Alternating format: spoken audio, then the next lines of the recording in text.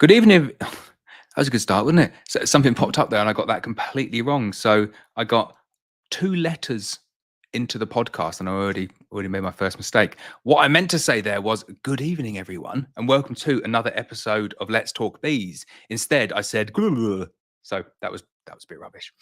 We are back with another probably quite long episode of Let's Talk Bees. First, I'm going to do some public service announcements with my whiteboard with stuff that I've already written down. I've just the thing that threw me there is that I tried to live stream to Twitter or using StreamYard, and it's just come up saying that you now need to pay. I need to pay Twitter to live stream on there. So sorry, Twitter, you're not getting on the live streams anymore. So I struggled with Instagram as well. So we're down now to Facebook, YouTube, and Twitch. I have one person that watches me on Twitch. Let's jump straight into the public service announcements. Here we go. So I'll add that onto the stage. So we have got cap. Found a cap. There we go. Black Mountain Honey cap. I know a few people were keen to get their hands on these. This is like even more limited edition than the other ones because this is blue, navy blue with gold. Brand new, never been worn, still got the tags. I'm going to give it away to someone tonight, and I will be giving it away to someone tonight. So I'm not just going to say, oh, I'm going to give it away and then send me your entries. We will work out who is getting it this very evening. And the way you enter is on the top there. It says brood frame competition. So you need to send me, and I know I put a note on Facebook earlier, so I've got loads of them already sent in, but you can WhatsApp me either a video or a picture of your very best brood frame that you have got, and I will go through them and we'll pick out a winner live at the end of the stream. We'll do it at the end. The number is down there, which you can see. So 01352 372 247. That's my business WhatsApp number. I know it seems like it's a house number, but it's not. Add that as WhatsApp, Black Mountain Honey WhatsApp, and you can WhatsApp me. What else have we got next? Right, 5 queens for £160. That is the last bulk discount of the year, going out this Thursday. So if you need queens, I know people are just like blinkered vision at the moment, which is get as much honey as possible, and then come the end of August, early September, people think, well, I'm going to make some splits, and then we're not going to have any queens there. So the one at the end is last queens, week commencing the 21st of August. We finish up early at Black Mountain Honey. So if you are interested in queens for making splits, now is the time to do it. And that is the last bulk discount one of the year. So 5 queens for £160. I've just realized that my WhatsApp notification is still on, so I'm going to try and turn that down a little bit. There we go. I don't think that worked. So that those £5 fast queens for, yeah, that's definitely not worked. How am I going to turn this down? Right.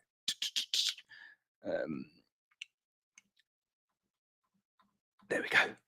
I think I've worked it out. I think we worked out last time that I can't do two things at once. So trying to talk and do anything at the same time is impossible. 5 queens, £160, Thursday, the 1st of August. There we go. Got that one out of the way. Channel memberships. Going very steady channel memberships. Lots of people signing up. 4 different membership levels, but the really popular one at the moment is the exclusive content one. I think there's 14 or 15 exclusive videos on there now. So if you've not seen those already, they're really good. Learn a lot on the exclusive videos. Very rough, very uncut footage of me generally talking as I go about my inspections or driving around in the car, but give you some good snippets of information. Hopefully save you quite a lot of money as well. Nucleus colonies. I genuinely cannot believe how many nucleus colonies we have sold for 2025, which is like 10 months away, or 9.5 months away before we're going to send them out. We're nearly at 50% capacity. We're probably going to sell out before the end of the beekeeping season. It's crazy.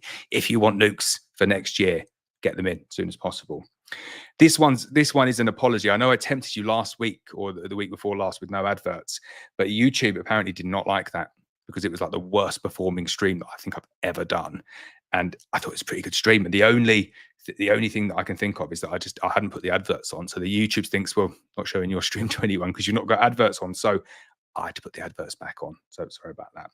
And then the final one is, we said it already, last Queen's week commencing 21st of August.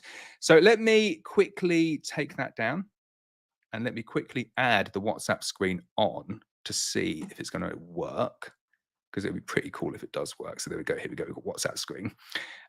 So we're going to kind of like jump into stuff like that and take a look at some frames. Very nice frame. I haven't got people's names. So if I find it, how are we going to do this? Put your names on there. But that is a chap with glasses. Very, very nice frame. I like that a lot. So we'll go through all of those at the end. That would be really cool. Another thing that I thought I would do as well, I can go and like look on web pages and stuff. I've finally worked out how to do some stuff on here. So if I remove that one and then add another one on. So I do apologize for anybody watching or listening to this as a podcast. I appreciate it as a podcast as well. I'll try and talk about what happened there. So that was a brood frame, very nice brood frame. And now I'm showing a picture of what looks like a regular hive that people would be very aware of, but it is not.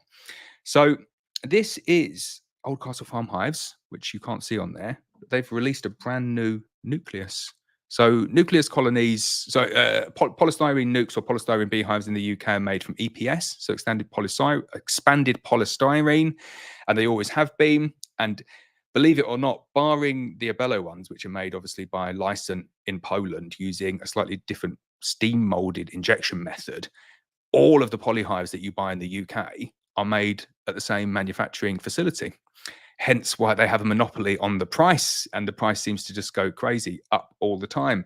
So Maysmore polynukes, BS honeybees polynukes, Payne's polynukes, and I suspect probably like the National Bee Hive Supply one, all of the UK made polynukes are made at this one facility with EPS, expanded polystyrene.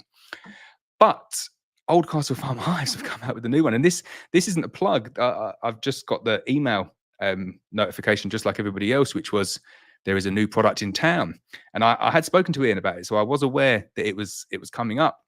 But this is, although it looks like expanded polystyrene, it's not. It's expanded polypropylene, so it's not EPS, it's EPP, and design features very similar to a well-known nuke, very similar. But it's a good nuke, and I can see why they've adopted some of those design features there. And I've not tried it. It apparently really, really light, which is a good benefit, I think. Apparently you don't need to paint it, which is nice. What else was I going to say? So yeah, what light is only 1.6 kilos, which I've not really weighed the other polynukes, but that does seem very, very light. They reckon that the impact resistance is as good, if not better, than EPS. And they're saying you don't even need to paint it. It's that durable, which is pretty cool. So I am well up for stuff like this. The cost of poly in the UK has just gone wild in the past 5 years, and I hate the fact that one manufacturing facility has the monopoly on the market, because they just say, yeah, putting the price up 20%, and everyone says, oh, okay, fine.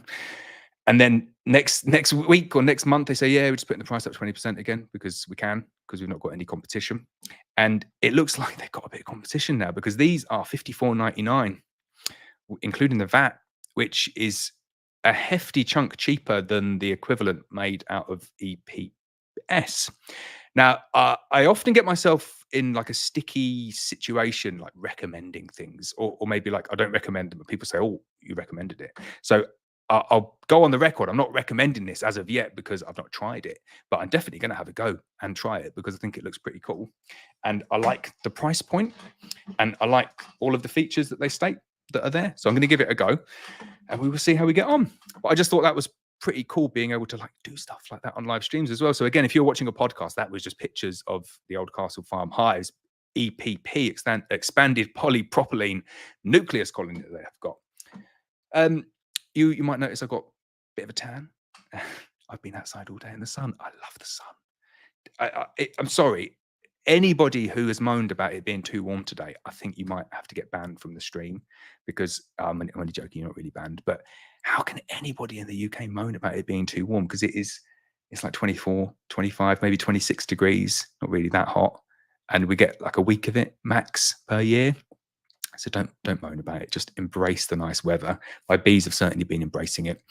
And I think after what was a shocking start to the year for everyone, cold, damp, miserable, starving bees, I think the last 8 weeks have pretty much turned it around, and I see a lot of people with a lot of good summer crops, and we're nowhere near finished yet. You look at like what's the date at the moment, 20 something.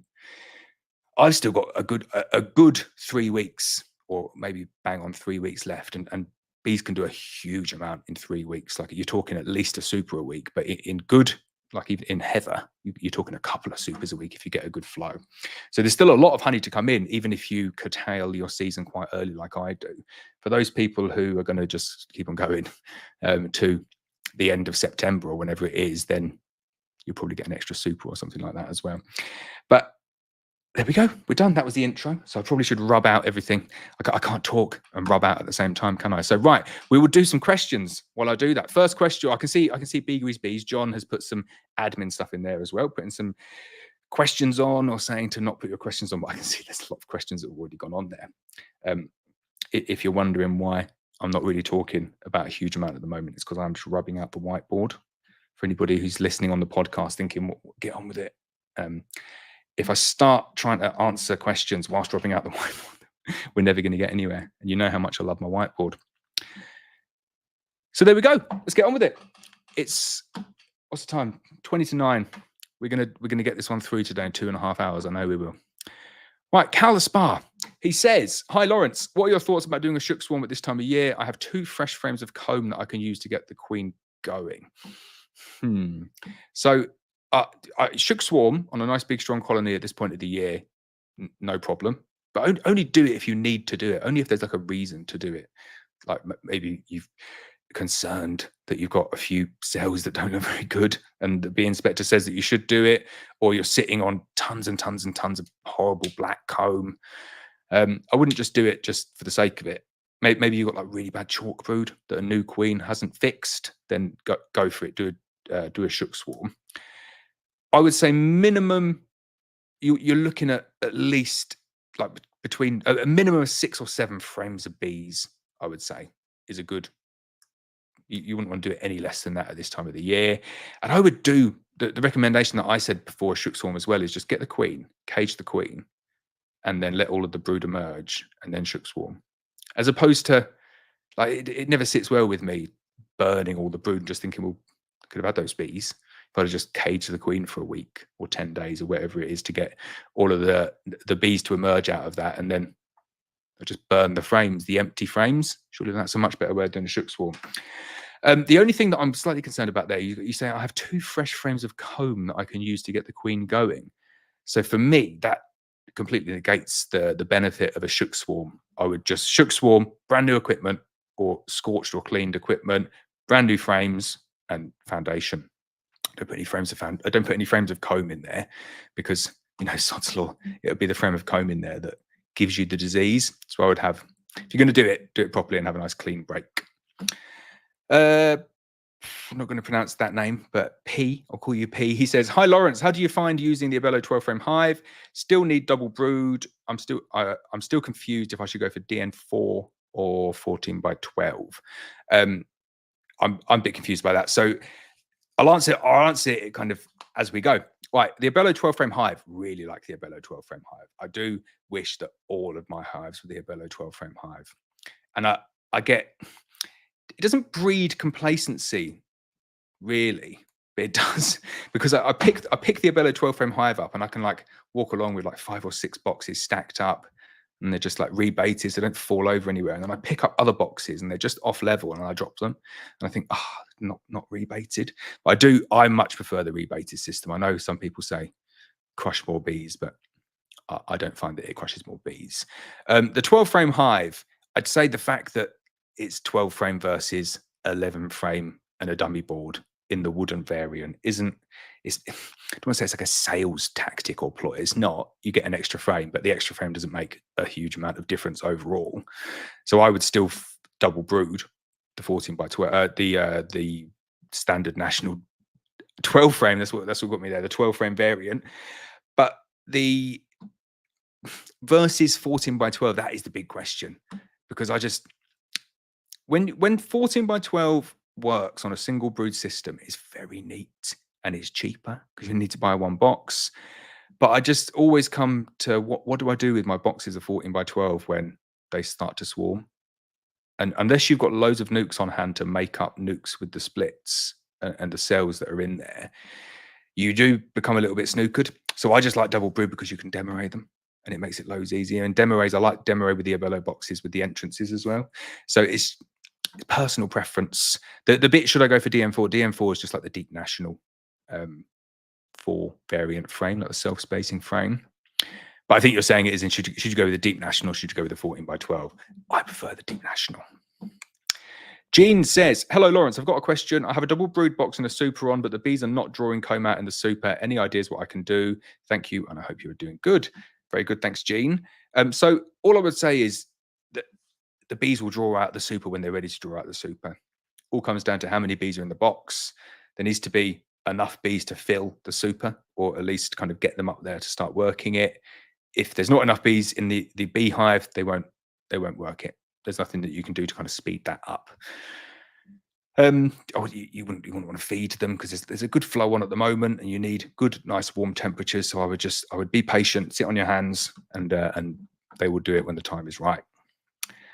P also says, introduce mated queen to one of my queenless hives using, and went there a week later to check if she was accepted, but found the bees balling the queen. So I've caged her and put her in a different nuc and put in new cage.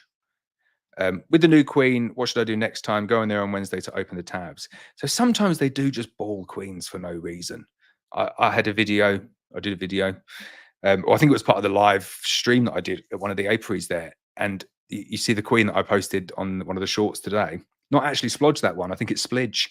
One of the other variants. There were 3 that were shocking how badly they were painted, but this one wasn't splodge. And I put her in a cage. And I went to go and check up a week later, and there was a thick, big, thick ball at the bottom. And I was like, oh, I knew that was going to happen. And I managed to go in, and you always find the queen alive in the ball. It's weird, isn't it? You think like you'd find them dead, but she was alive.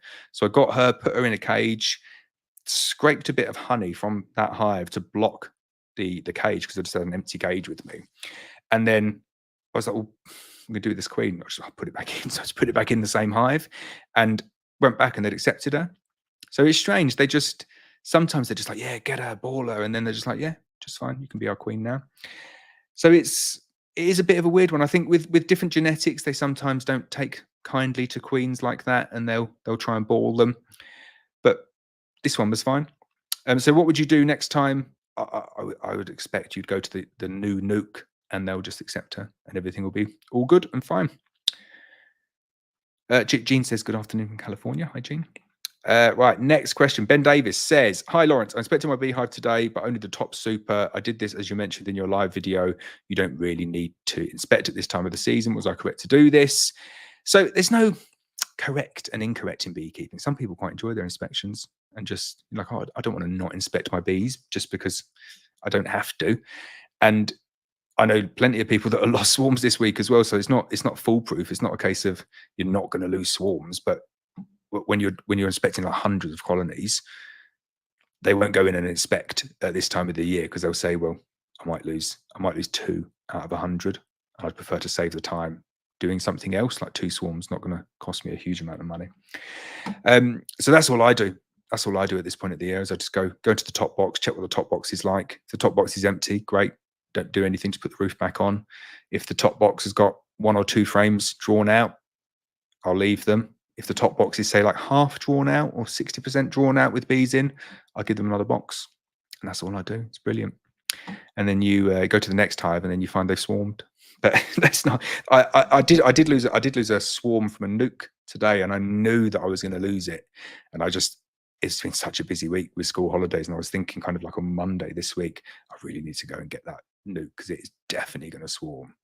And finally managed to get there this morning, and capped queen cells, none that had emerged. So she probably went like Thursday, Friday, something like that, which was a bit annoying because it was a really nice queen, and I knew they were going to do it, and I just should have got there before, given them space. So they will swarm if they've not got enough space. But if you've got young queens, like this year's queens, it's unlikely, I think, that they swarm this point in the year if they've got a full brood box to go at and plenty of space upstairs. Bee enthusiast Peter, hi Peter, channel member, says, hi Laurence, planning to overwinter a large demoraid colony on double brood. My top box is a brood box now full of stores. There's more to this. Is it best to put this under the actual brood box? Not so much. So yeah. So what you could do, Peter, you can do that quite early. Do that manipulation now. It's called nadir. Nadir that box. Take it underneath the brood nest. I would bruise all of the stores. And then put another super on top, and then move it up. But if you want to keep it as that's the overwintering configuration, I would wait until you take all of your supers off, and I'd actually put it on top. So let's get the whiteboard out. I'm not going to use yellow because yellow is really difficult to see. So you're probably in a configuration kind of like this at the moment, which is brood, and then super, super. You might have more supers than that. And then that is like it is a brood box, but brood box with honey. So you could take your supers off. So your brood box is going to stay there. And what you're suggesting is taking the brood box with honey, putting it underneath there. I had someone message me a screenshot of part of my stream where I had drawn a bee, and they were just in hysterics, and it did look quite funny. He said, "You draw like a 6-year-old." So what you're suggesting is putting the brood with the honey down there, and if you do that, just put some more supers on, and they'll move the honey up. So that's fine, and then you could overwinter kind of once you've taken the super off in that configuration, but you basically just have an empty box down there because they've moved the honey up. So what I would suggest, if you're going to do it and you don't want to do that there, I would take all of your supers off, and then I would just put that box on top. And then that's going to give you the configuration that the bees like at winter, which is brood nest at the bottom with the honey at the top. And then what they'll do is over winter, they'll move up. And that's what they do. They don't like at the end of the year, they don't like loads of honey underneath them because it's really hard for them to defend, and they won't go and sit down underneath it. It really messes with the bees if you do it that way around. So that's the good winter configuration if you don't want to do the nadir. There we go. First use of the whiteboard. We'll take that away. There we go. I'm just going to remove this other one while I remember. Get the bandwidth good. Right, next question. Stealth says, was the queen still as wait, what does it say? Was the queen as was a tiny remnant of paint still on it? Oh, sorry. There you go. Missed the first bit. Right. Stealth says, hi, Laurence. Last time I told you out of 2 queens, I had a failed introduction, or at least I thought I did. Next inspection, I found eggs, larva, and queen. Seems I missed it as the paint's gone. So then your follow-up is, was still the queen as a tiny remnant of paint still on it? Okay, so I'm glad you put the follow-up on there, because I was going to say, very, very often the case there is that it's not the queen and it's a different queen, and that's the reason that you couldn't find the queen. But it's good that you've got the evidence, because there's a little bit of paint still on it. So we do get that occasionally, that and do you know what's probably happened there? They probably bought the queen, probably said no, well, she's got into a bit of a ruckus somewhere, and that's why the paint has come off. But it's good. There you go. You got your queen. You got the eggs. You got larva. So it wasn't a failed introduction. So that is very good. Good to hear. Good evening, Adam. How's it going? Carol O'Donnell says, my Buckfast queen has gone through 3 hives this year. She's been in 3rd for 6 weeks and covered 9 frames of CB brood and both end frames full of honey. Thursday, put 2nd brood box on due to no more room in main brood box. Was I right? So I did a video on this week saying kind of like, is it right to double brood? And I know that was quite speculative, not speculative, but like ambiguous title. But they got this YouTube, and you've got to be a little bit ambiguous. But what I was talking about in that video was, is it right to double brood at this point in the year? And my answer was kind of, no, I don't think it is right to double brood at this point in the year. Now, it's not going to do anything. It's not going to harm your bees. All it is, it's just a very inefficient way to collect honey from your bees, because all the brood nest is doing at the moment is it's contracting, and it is noticeable now. You'll start to see frames. You'll start to see frames with like bands of honey around it. You'll start to see the outer frames in your brood box just being covered in pollen or covered in stores. And if you put another brood box on, they'll just fill it with honey. And they might move up and lay in there and then just abandon the bottom box and leave that as just empty space. But there's no way that you're going to turn 8 frames of brood to 16 frames of brood at this point in the year. It's just not physically possible. The bees won't do it. So I always just think at this time of the year, all you need to worry about is just giving your bees sufficient space in the supers. And that's probably what I would have done in that situation there, even with a big prolific colony. Just give them the space upstairs in the supers, and then they should be fine downstairs in the brood box. I can have a cup of tea, a sip of tea even. My relaxed pucker tea I'm on today. All right, Matt Burrows says, hi, Laurence. I'm on a commercial setup and have 15 hives. Now, some are double brood, most are single. How would you reduce the doubles to singles to overwinter? So unless you had a good reason to do it, I probably wouldn't. Get a whiteboard out. So if you've got them at the moment, they're on doubles. And you've obviously got like all your supers up there. I would just leave them like that to overwinter, because it is a nice overwintering configuration. And you've probably got like kind of bees covering all this area like this now, loads of brood, loads of bees. And then as they get ready for winter, you'll probably end up with, oh, let's get crazy and go colors as well. Probably end up with like honey there. And then like this is brood. So that's like, let's say that's September, something like that. Now, if you start messing around with them at this point, you're thinking, well, what do you take away there? Do you take away this top box that's like brood, half honey? Or do you take away the bottom box that's loads of brood? You've got to go in and you're probably like taking frames and moving stuff around. Where if you just wait and like fast forward this hive through to like March, every single colony will end up exactly like this, which is that whole bottom box there. Let me just like scrub everything out. That's just empty. And spell it. And then the bees are kind of just like up there somewhere. And then there's the honey. It's kind of like around the edges a bit. So that's kind of where you're going to end up in March. So then if you want to go from doubles to singles, you just take the box out in March. And it's like a really, really easy time to do it. And the bees have done all the hard work for you. They've just manipulated themselves into a single box, because that is what bees do over winter. They just move up. So that's what I would do. I wouldn't do the manipulation now. I would do it in March, just let them over winter. If you are going to do it now, I would say the easiest way to do it would just be, I probably wouldn't even recommend it. No. If you've got them on double brood, just leave them on double brood. Do it in March. Loads easier. There we go. That's my recommendation. Evening, John. Good work, as always. KTM Machinery, hello. Threw me a bit there. Will Betterson says, my bee swarmed. I put in a new queen and now they've killed her and replaced her with the new one, but they're not producing honey. Is that normal? So bees are stupid. They do stupid things. They don't read the books. They just do what they want. But it's completely understandable what they've done, which is your bees have swarmed. So you put in a new queen, but there's probably already a virgin in there. So when bees swarm, produce loads of swarm cells, queen goes off. When the swarm cells are capped over-ish, give or take a couple of days, and then loads of virgins emerge, have a little bit of a fight, and then a few days later, there's generally one left, but can be multiple virgins left in the colonies for a long time. And then beekeepers come along and look inside the colony and say, they're just like, there's no brood, they must be queenless, which I understand is a natural assumption to make, but it's just there's a virgin in it, it's not mated. So then you put the mated queen bee in and the virgin says, no chance, this is my colony, kills that queen.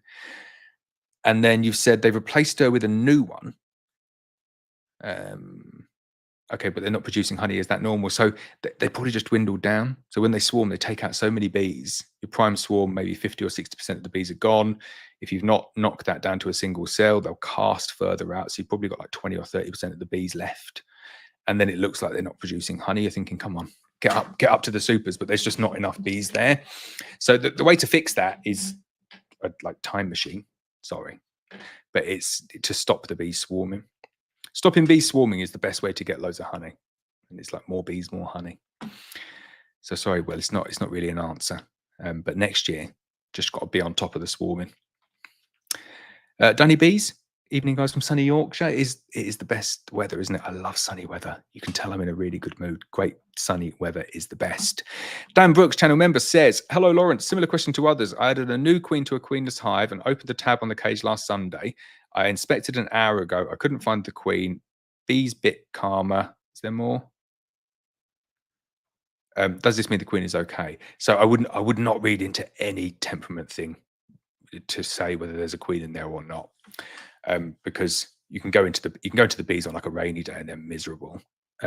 on a sunny day and they're wonderful, or you can go in on a sunny day when the flow stopped and they snap at you and go horrible. So there's so many other factors other than the queen that's there. But going in and not finding the queen doesn't mean that the queen is not there. So give it like a couple of weeks, 2 or 3 weeks, to see whether you get eggs in there. And if you've got another frame of eggs that you can add in, there's no problem adding in a frame of eggs now.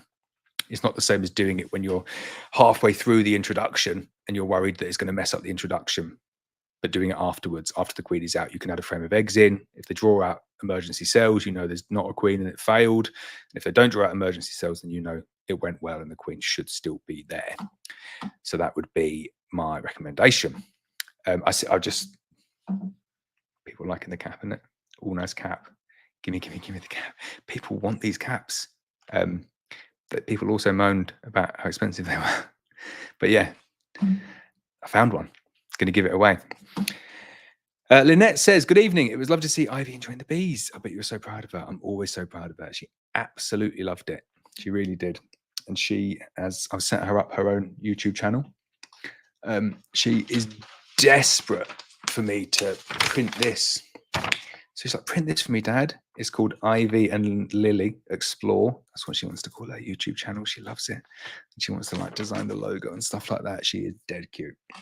But I think it's quite nice. She's got to have a YouTube channel. Aidan, how are we doing? Says, hey, Laurence. Ben Wong says, hi, Laurence. What are your thoughts on extracting out of brood frames? No varroa treatment, of course. So absolutely no problem extracting out of brood frames. No varroa treatment, of course. In terms of the honey, it's fine. There's no contamination. In terms of the usability and the ease of extracting, it is pretty difficult. Not going to lie. Not terrible, but it's just, if you get like a nice new wax super, not even a new wax super. New wax supers are a little bit more difficult than old wax supers, but a nicely capped super with the wax protruding, you get your knife on it and you just cut down and it's all like really nice and easy. When you do that on a brood frame, generally the cappings don't protrude as much if you're running them on like a DN4 spacing, so you've not put them in castellations. But then also when you're cutting through, you've got to cut through all the cocoons as well. So unless you've got like a really sharp knife, even with a really sharp knife, it's quite difficult to cut through them. So it's just quite time consuming. And then you don't get as much honey out of them. And then they are, you couldn't get, once you've extracted it out, you couldn't get something that wax moth would want more than that frame, which is like a wet honey frame with loads of old cocoons in it. So be warned. And even putting that in with like some other supers, they'll just go through the lot of them. That is the perfect thing for them, but definitely fine to extract, without a doubt. Do you know what Richard used to do? I'll tell you what Richard used to do. He didn't like extract. I'll draw a picture just because I can. So he used to run all wooden nationals like that, and he'd have like, imagine they're all the frames. I'm not going to be. I'll try and get the right amount. He always used to get 12 frames. Is that 12? 1, 2, 3. No, 10. Miles off. I know the wooden national is square. This is like a Langstroth one, isn't it? For anyone listening on the podcast, I'm drawing a box with 12 frames in and not being able to count 12. There we go. Sorry, got to get accurate. So a box with 12 frames in, that's what Richard used to have. He always used to squeeze them in brood box. And then to overwinter, he'd let them kind of like naturally, he never used to feed. Richard never ever used to feed his single brood box bees when he had his Hereford Vikings, because they were so frugal that he didn't feel the need to feed. But what he did was he didn't like to overwinter with 12 frames in there. So he used to come along and just take out those 2 side frames like that and extract them, honey out of them, which is fine because they've not been treated with apivar, and overwinter like that with like a gap there and there. And that's what he did for years and years and years, and he doesn't do it anymore. And I said, why don't you do it anymore? And he said, it's just buckfast bees, they need the feed. So he does feed now, and he leaves the full 12 frames in there. But when he had the Hereford Vikings, that was what he did. And you can imagine on like a big scale, if you probably got he had like 300 or 400 production colonies at that point. If you're pinching 2 frames out of each, you've got 800 frames, DM4 frames. It's like what, 150 boxes? No, I'm not what we're talking about. No, it's 800 frames. So it's like 80 boxes, isn't it? 80 boxes of deep national. It's quite a lot of honey doing it. So I can see why he did it. The Morris Homestead says, "Hey, Laurence from New York. Hello. How's it going?" Jay's SPF Reef Tank says, "Evening, Laurence. Great to see you in the videos. The 5 buck fast and 1 Caucasian I had from you last week were all slow released and accepted. Not all are laying yet, but one of them has a frame and a half of national already laid up. How long before I can clip the cleans, do you reckon?" So as soon as they're laying eggs, I would go clipping them. Should be fine. But good to hear they've all been accepted. I'm sure they'll all be laying very, very soon. Colin Beacom says, "Just moved a 5-frame nuke into a full-size national hive this week. I filled the remaining space with frames of foundation. Should I feed these bees sugar syrup to get them to help draw out the foundation?" So if your weather is like my weather for the next 3 or 4 days, which is 24, 25 degrees, like really sunny, I wouldn't feed them I wouldn't feed them sugar syrup just yet, because it's probably a bit of a waste at the moment when there's such a nice natural flow on. But I would. I'd kind of play it by ear and see what happens, because you might get to next week and they've just drawn out all the frames anyway. But if it goes rainy, then I'd get some feed into them just to get them to draw them out. I wouldn't go wild with it. There's still loads of time left of the season. If I had to hedge my bets, I would say if you didn't feed them, they'd fill all of that by the end of the year easily, if it's a good 5-frame nuke. So don't feed them just for the sake of feeding them. I'd sit tight and see how it goes. Bill Todd says, "Good evening, bud. Loving the apiary chats. We've just extracted some honey, but have left it for too long and it's become too wet. How would you dry it?" So that's interesting. I've never heard of honey becoming too wet from being left too long. So honey is hygroscopic, which means that it attracts moisture. So if you left it somewhere that was very moist, it would attract moisture and would get too wet. But I've never heard that. So when you extract honey, you obviously need to take account of the moisture content of the honey. It needs to be below, I believe, 20% to even be classed as honey. Unless I got that wrong. I'm pretty sure it is. I think it needs to be below 20% to be classed as honey and below 23% for heather honey, something like that. And normal good ripe honey will be like around 17% when you get the refractometer on it. Sometimes a lot less. So I would potentially be testing it first, getting a reading, getting it all stirred up, and getting a little smidgen on the refractometer and seeing what the percent moisture is. And if it's kind of like below 20%, I probably wouldn't do a huge amount. If it's way above, if it's like 22, 23%, I'd be looking to do something with it. And what you need to do is, first thing I need to do is get my little drawing pen up. You will be amazed how much moisture you can take out of honey using a dehumidifier. And all you need is just a nice clean room. There's like a sealed room. You don't want like dust and stuff floating around in this room. So a nice, clean, sealed room, something like a bathroom, or a kitchen or something like that. And you want to so you can do it with buckets. You can do it with buckets, draw a bucket if I can. So you've got a bucket like that, and you just take the lid off, and you've got your honey in there. And then you just got like a dehumidifier over here, and just turn the dehumidifier on in the room and let it go. And you can put like a bit of muslin over the top like that if you're worried about any dust getting into it. And just every like couple of hours, just stir the honey, just like stir it up a little bit, and you'll be amazed, because all that happens is the moisture kind of comes out, just like naturally evaporates out. And then because the air is so dry, all the moisture gets collected up over in the dehumidifier, and then more comes out. Now, if you want to really go for this, go wild for it, you can get these trays, make sure they're food grade trays that are quite like long and deep like that. And then you pour your honey in, and then you end up getting this much bigger like surface area. So I think you can get them 600 by 600, and that would really, really speed it up. And it's amazing. I did this with heather honey once, where I got heather honey off, and it was like 24%. And heather honey's renowned for fermenting, so I didn't want it. So it was 24%. And what I did because sometimes with heather honey as well, it's not all fully capped over. So like a lot of it's capped over. But what I did was I uncapped it and then put it back in the boxes with you see, my still drawing you, I am. So basically uncapped it and then put it back in the supers like that. And then I had this big like stainless steel tank underneath just to like catch any drips. And none of it's heather honey, so not much falls out anyway, but just something to catch the drips. And then run the dehumidifier. And I got it down from 24% to 15%. And you know what? It was the worst thing I ever did because it was almost unprocessable. Like heather honey is really difficult to process anyway, but when you get the moisture content down so much, it like almost turned to like proper thick jelly. It was nice. It was amazing honey. It was just incredibly difficult to filter. But you can manipulate the moisture content of honey both inside the combs and outside the combs relatively easy. It's much best just to get the bees to do it for you though, and not extract honey before it's the correct moisture content. But I've never heard that we've just extracted some honey and left it too long and it's become wet. How would you dry it?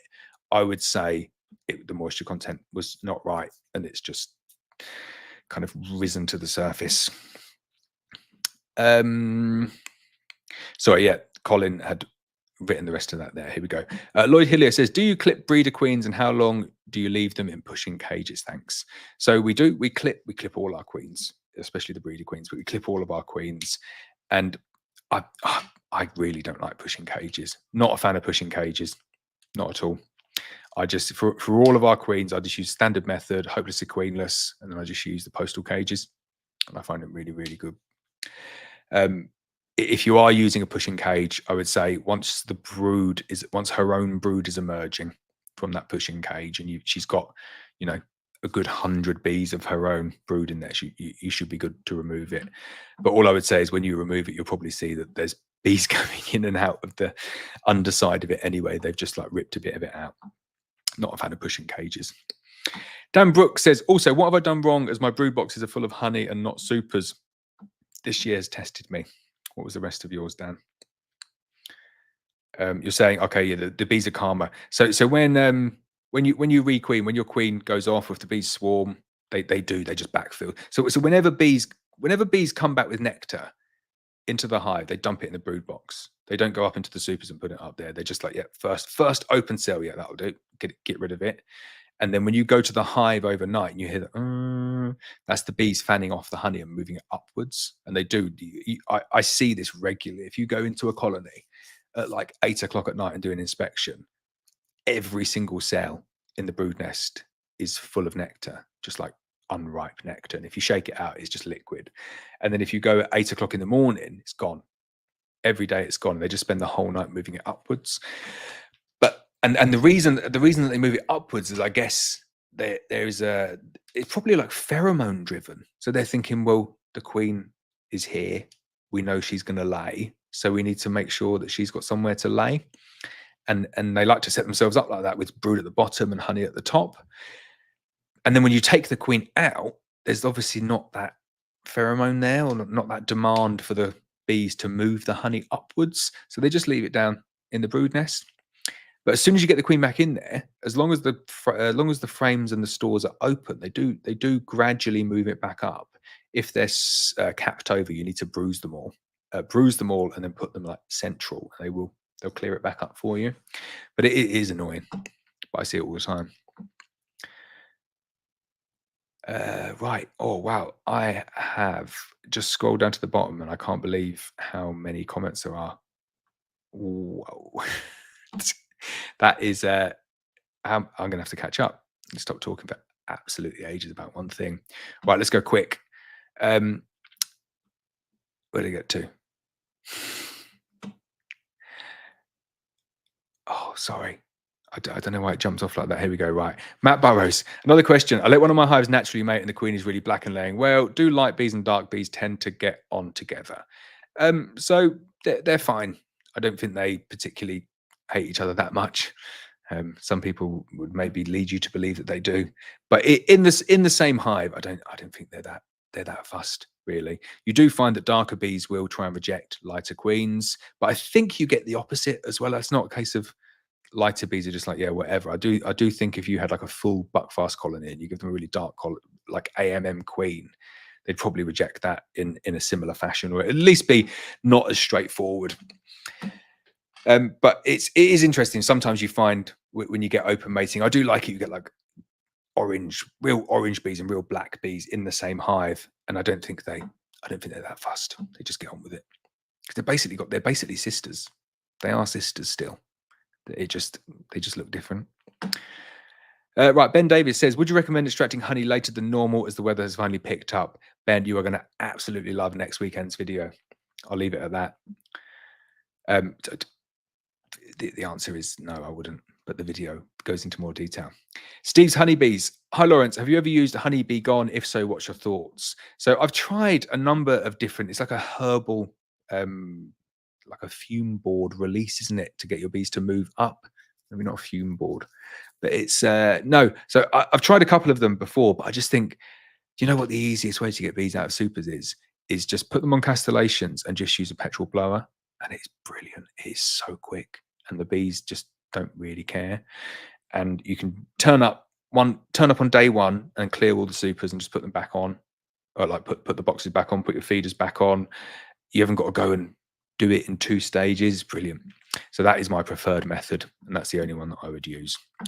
Colin Beacom says that one. We did that one before. Answered that one already. Michael Menino, good evening, sir. Sharon Smith says, is there often pollen amongst the honey in supers? So I'll get my whiteboard out for this one. So bees generally set themselves up like brood and then pollen and then like stores. And I know the stores will just go up. It's textbook, and it's not always like that's generally what it's like. So if you're on like a single brood like that with a super on, so you can see that's a super, you'll often get something like this, which is brood. And obviously the brood can't go up any higher because you've got the queen excluder in place. But then you'll get pollen, like a pollen ring, like that, obviously not outside the hives. So that first super, like the bottom half of it, is always liable to get a bit of pollen in it. And it is annoying, and it does make extracting very, very difficult. But the only way to deal with it is to just not have single brood boxes like that and just double brood. And then if you double brood, you'll often get like the brood like that, or a little bit less, but then there's like enough space for them to put the pollen around there. And then it doesn't, you might still get a little bit up in the supers, but generally don't get anywhere near as much up if you double brood. So the answer is keep a bigger brood box and it will stop it. Steve's Honeybee says, with the poor weather-wise, really surprised, just to 40 pounds of honey. Oh, you just took 40 pounds of honey off 2 hives. Yeah, so the weather's really picked up, really good weather. And there's the ground is moist, so the trees are yielding really well. Everything's in fine form and nick at the moment. John Hayes says, hi Laurence, is it too late to get a mated queen from an egg currently? Made a split and wanted to get an open mated queen from it. So no, we're still grafting at the moment. Should be fine. I think everything's pushed back a little bit. I've got still loads of drones in my colonies, so all good. David Pescott says, good evening. Hi, David. Deborah Brady, hi, I'm new to your channel and have 2 questions. When you get your bees down to 1 brood box, what do you do with supers that have not been capped? And how do you store super frames with drawn comb? Right, so super frames that have not been capped. So I categorize it. This is a channel member exclusive I did the other day. So I'll go through. I use like an 80% rule with my supers. So if a single frame is 80% capped, is good for extraction. If a box has 80% frames fully capped, the whole box is good for extraction. And then I'll take all of the really, like, if I'm shaking frames and there's nectar coming out, I'll take all of the frames individually out and put them on a single box, and I'll probably nadir them underneath a colony and let the bees just take that honey up into the brood box. But do you know what? There's not many that get left like that. I tend to be able to extract the vast majority of the honey that's in the supers. Storing super frames with drawn comb, for me, is really easy. I'll draw it for you. I take an upturned roof like that, and then I put the first super in, and then I have the second super. And then what I like to do is I put like a Corex board in the middle there, and I'll tell you why in a minute. and then I put another 2 supers on, and then I put an overturned roof like that, and then I ratchet strap the whole thing up really, really tight. And then I'll go along and I'm looking to see if there's any holes. If there's any holes, I will put a bit of tape over them. And then what you can do as well, if you want, is you can just wrap the whole thing in like food grade plastic as well. And then I store them outside. And the reason I store them outside is because I want them to get frozen. So I don't use any kind of like chemical treatments to stop wax moth. But I rely, in Wales, we can do this. I rely on getting like a cold snap just to kill all wax moth, all eggs, all everything. So if you've got somewhere, the best place for them is kind of like outside, but out of the rain. So like if you've got like you see like the big farm buildings that just haven't got any walls, but have got a roof, somewhere like that up off the floor, perfect place to keep supers. The reason I put the Corex in the middle is because if you do get wax moth in, then they can eat through plastic, they can eat through Corex, but it slows them right down and generally confines them. It just means that you lose 2 boxes as opposed to losing all 4 boxes. But that is how I store all of ours, and it works very well. KTM Machinery says, can I ask how you manage your uncapped super frames once removed from Hive for Varroa treatments? So again, so can I ask how you manage your uncapped super frames once removed from Hives for Varroa treatments? I'm not sure I understand that. How do you mean it for Varroa treatments? Our Varroa treatments that we use don't ever come into contact with any of the super frames, and they're not allowed to come into contact with any of the super frames. So they just go off before we put any of our treatments in. So I think that covers it. I'm not 100% sure. If you're saying about what I said there about nadering there, then we just mark the box and then melt out those frames. But like I say, out of hundreds of supers, I would say you're talking about 1 or 2 per year, and I try and avoid it completely where possible. Grant says, thank you for the 3 new queens. After failed matings, a hive wanting to instantly supersede a new queen, the options will become limited. Wonder how much impact it will have with colony losses over winter.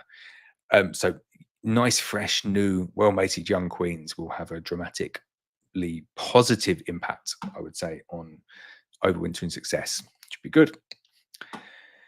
Steve's Honeybee says, is your daughter enjoying beekeeping? Her suit looks great. So she loves it. She's not stopped talking about it. Do you know my favorite thing that she comes out with? I better check that she's not listening. Is her little facts that she comes out with that just like sometimes I shouldn't say it because she watches some of these live streams. So sorry, Ivy, if you're watching this and getting offended.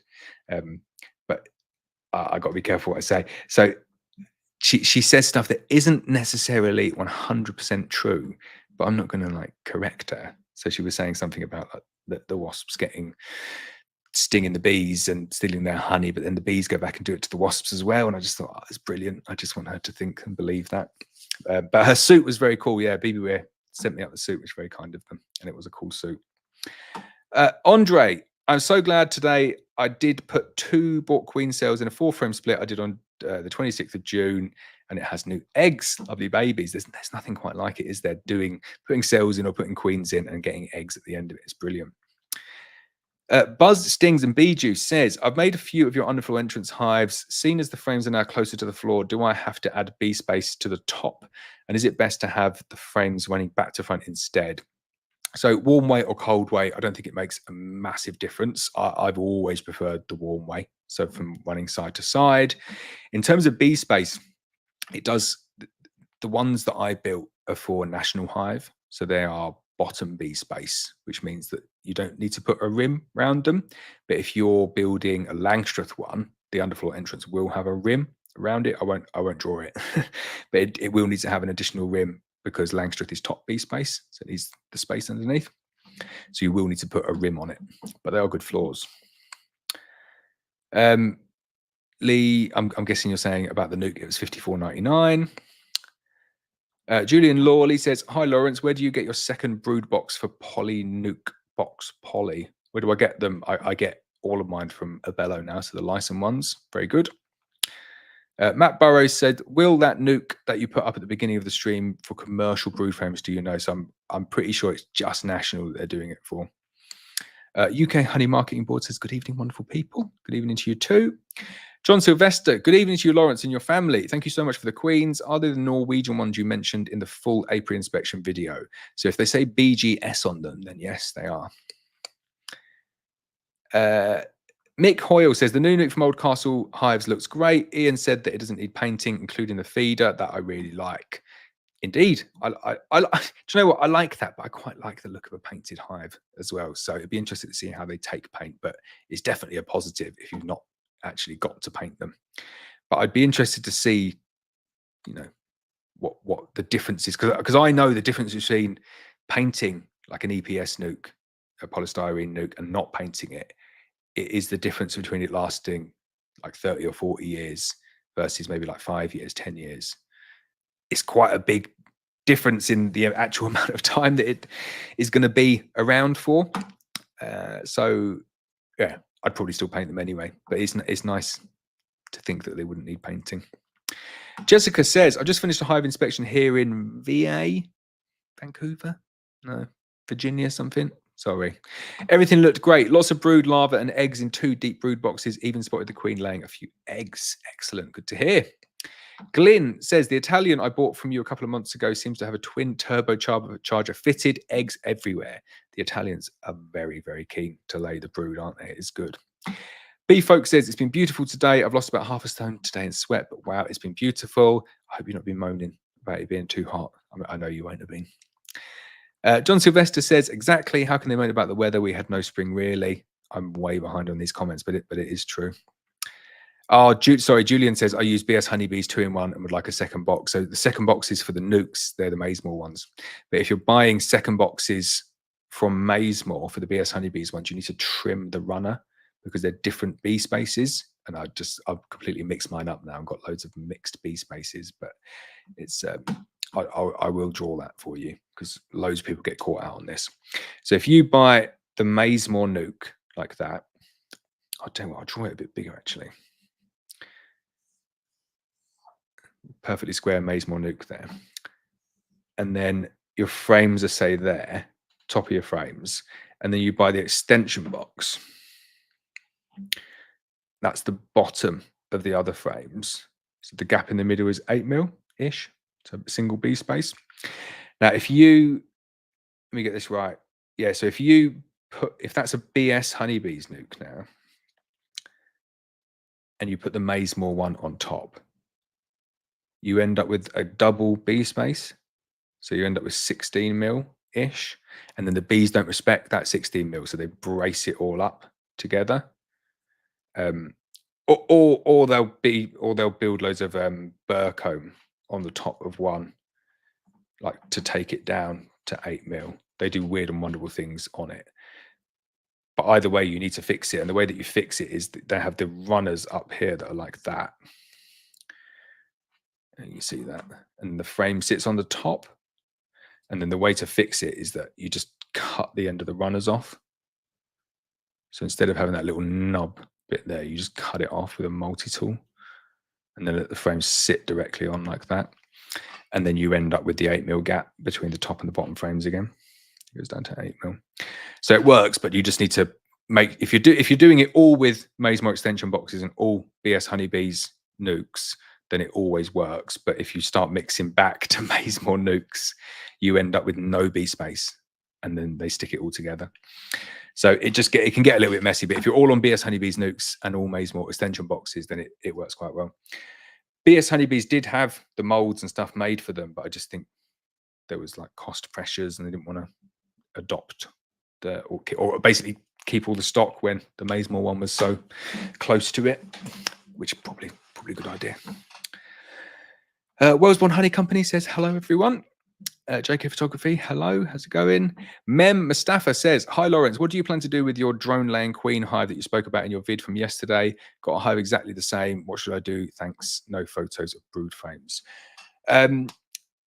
So it does depend. I think if you've got a colony that's just like dwindled down to nothing and it's turned drone laying, and you go in and it's 80% drones, I just shake them out. Like, there's not much to save there. But if you've like put in a new queen and then she's just turned drone laying straight away, just kill her, put a new queen in, you should be good.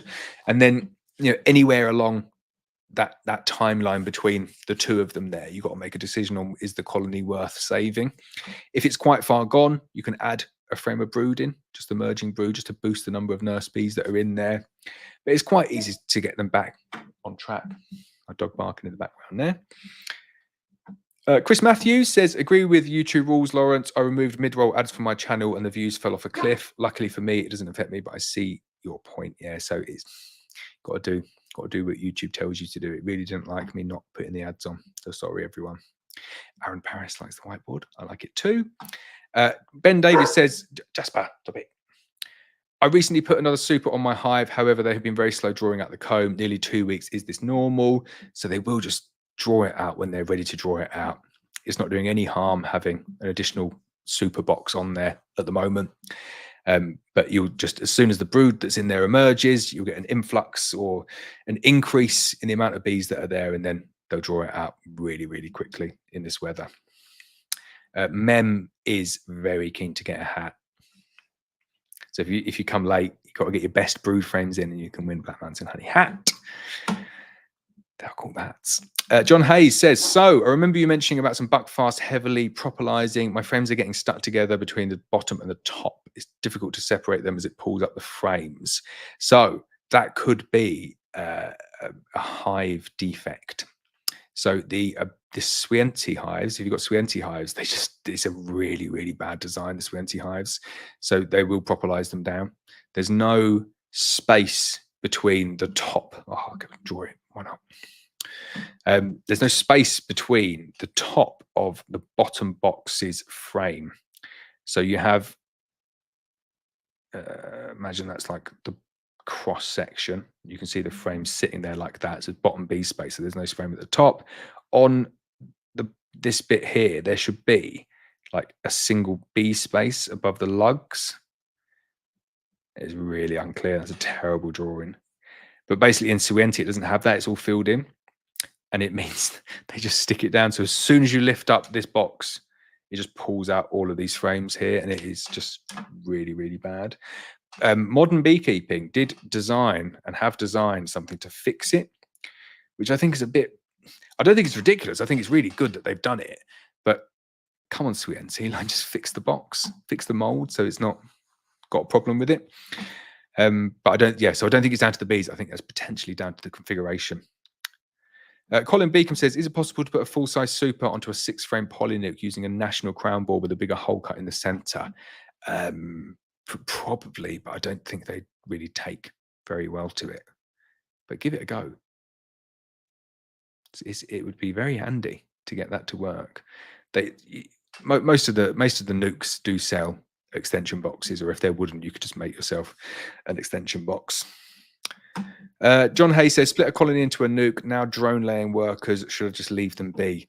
Oh man, I've had it up to here with drone laying workers this year. They're driving me a little bit mad, and I think there's a lot of them about. So I make the judgment call on what the size of the colony is like now. So I've got one that's like 3 or 4 frames, and I was just think, just going to leave them be. Going to leave them be until they dwindle away to nothing, and then I'll just close the entrance up. That is my plan. I've spoken loads about laying workers. Don't like them.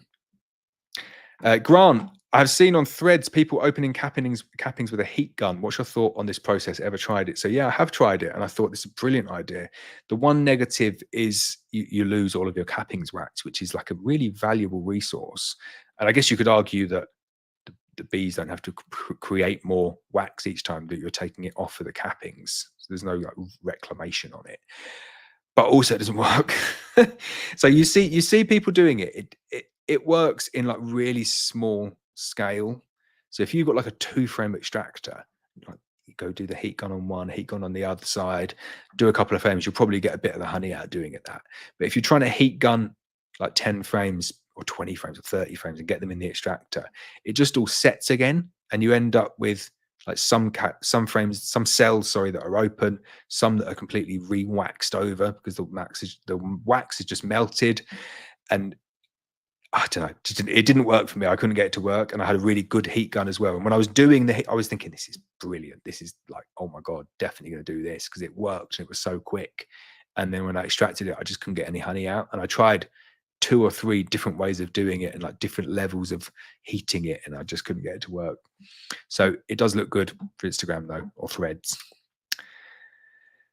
I think that's just John tidying things up. Thanks, John.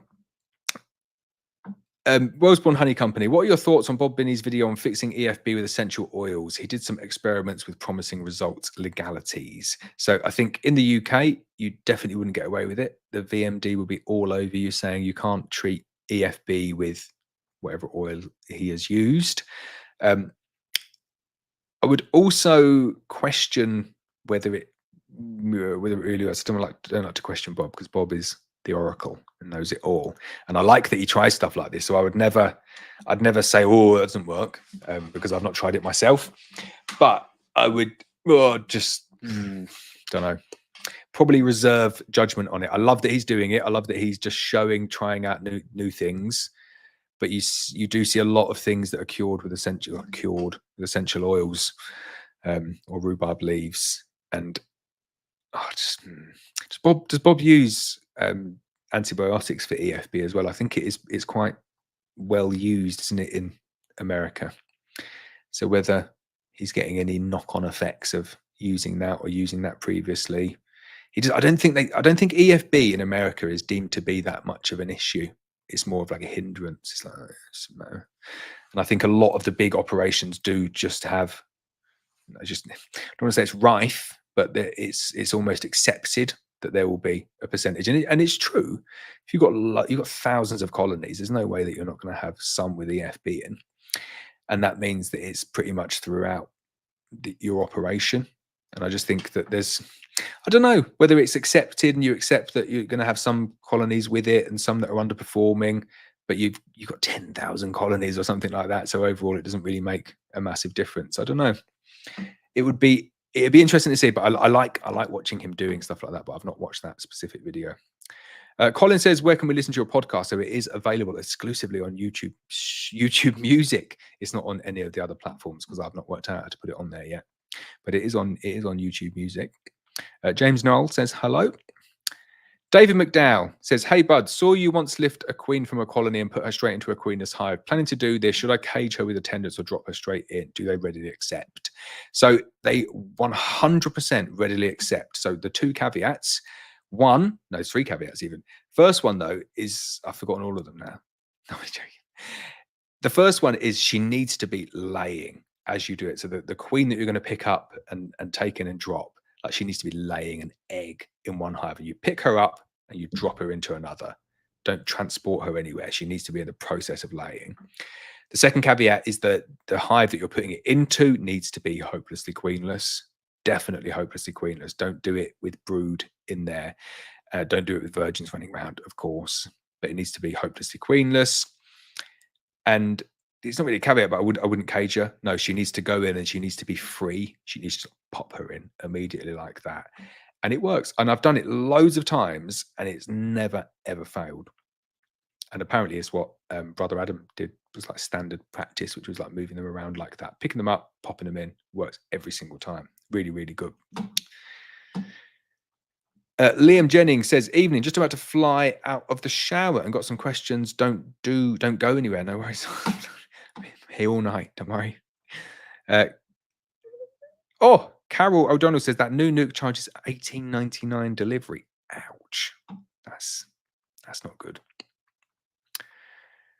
$18.99 delivery. That's not good. Paul Lewis says, hi Laurence, sorry I'm late. Love seeing Ivy on the show. Start them young. The F1 queens are still laying full frames. I can't believe it. I'm very happy. Thank you. We've had so many good comments and feedback from people. Just really, really happy with our queens and with our nukes this year. So it makes me a very happy man when I hear people talk about how good the queens are and how good the nukes are. So thank you, Paul. Good evening, Terry. Hope you're doing well.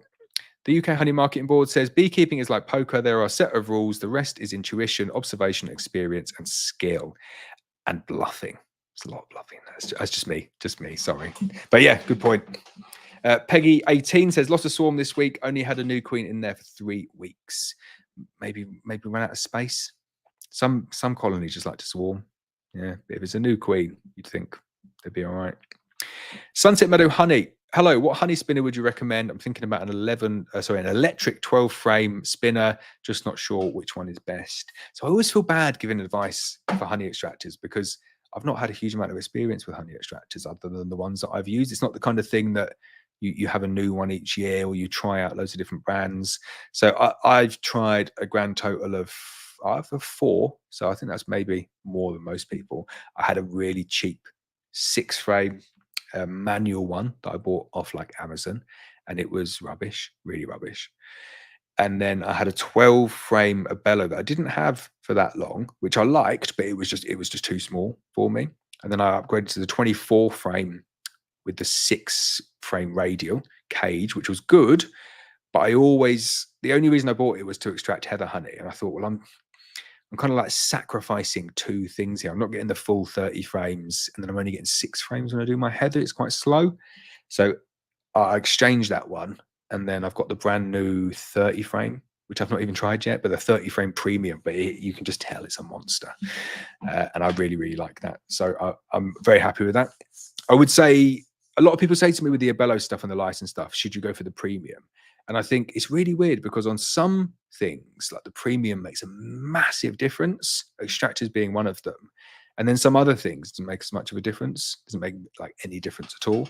So it's on a case by case basis, but I do like my license extraction equipment. Sage and Bellflower honeybees. He says, hello, do you find with extracting middle of August, you have some honey which isn't ready for extraction? If so, then what do you do with those frames? So kind of answered that a bit before, but not really. No. I find once you mix everything up, you know it generally works. So if you've got 3 supers that are 100% capped, and then you've got 1 super that's got like 3 or 4 frames of capped stores in, or even like most of the frames are not capped, and then a little bit of it is like really like nectary. Once you've mixed that all together with the 3 supers of fully capped frames, the moisture content is always sitting around like 17, 18, max like 19%. So you get, pardon me, you get used to making a judgment call, and you can put some stuff in that you wouldn't extract on its own as a super, knowing that the fully capped ones are going to balance them out. And it makes life so much easier getting all the extraction done at once and leaving the bees to it. David says, when coming to extraction time and some of the frames haven't been capped, what's the procedure? That's crazy. You both asked the same question within a minute of each other. So that is my procedure. I get them in. Oh, wow. I got my first, I shouldn't really post it. I just got spam coming through on Twitch about cheap viewers, but I won't post it. Will and Beck says, I've been interested in taking up this as a hobby, but it's a bad time to get into it, I think. So it's probably the worst time because it looks so nice and sunny outside and you think, oh, it's a good time to get into it. But if you get a nuke now, you're not going to get any honey from them. And then all you've got to do is you've got to go through the relatively difficult part of getting the bees through the winter. And I would say for like a beginner, it's probably difficult to get them through the winter well to a point where they're going to thrive next year. And they might die. So you might like invest in all the money and the kit and stuff, and then they die. Whereas if you just let someone like me take the risk of getting them through, and then we send you a nuke, a nice healthy nuke ready to go in the spring, then there's no risk. So it's a much easier and less risky way to get it in the spring. And then spend the time from now until then like learning about stuff. That's the best way to do it. Sunset Meadow Honey says, I'm using National Deep boxes for my brood and hoping to use them as my supers, so I only have 1 type of box for everything. Is the National Brood Box okay to use as supers, or are they too big? So I like them as supers. Richard doesn't like them as supers. And we have this conversation a lot. He says they're just way too heavy. I once extracted a whole 14 by 12 box of honey, and that was really that was too heavy to move it around. And I was talking to Murray McGregor about it, and he said, you must never moan about a heavy box of honey. And I thought that's a very good point. You must never moan about a heavy box of honey, but it was too heavy. So I gave up on that experiment. But for me, a National Deep full of honey is manageable. I would say I'm pretty weak, to be honest, but I would say for most people, a National Deep box of honey isn't manageable. And I guess as I get a bit older, it wouldn't be manageable for me either. The other slightly annoying things, I think, with extracting as well. I find shallow frames extract a lot better. I find they do a lot better in the extractor. And I guess it's because the weight is positioned kind of like further out. So there's like some weird thing going on with the centrifugal force. So the further away it is from the center, the easier it is to balance or something. I don't know. I find extracting shallow frames way easier than extracting deep frames. And then what was the other one I was going to say? Oh, the uncapping of them as well. Oh, so there's two things. The uncapping of them is loads easier on the shallow frames, but then the clearing them, this is the big one with a petrol blower. Clearing shallow castellated frames is, I was going to say it's a breeze, but that's a bad pun. It's really easy.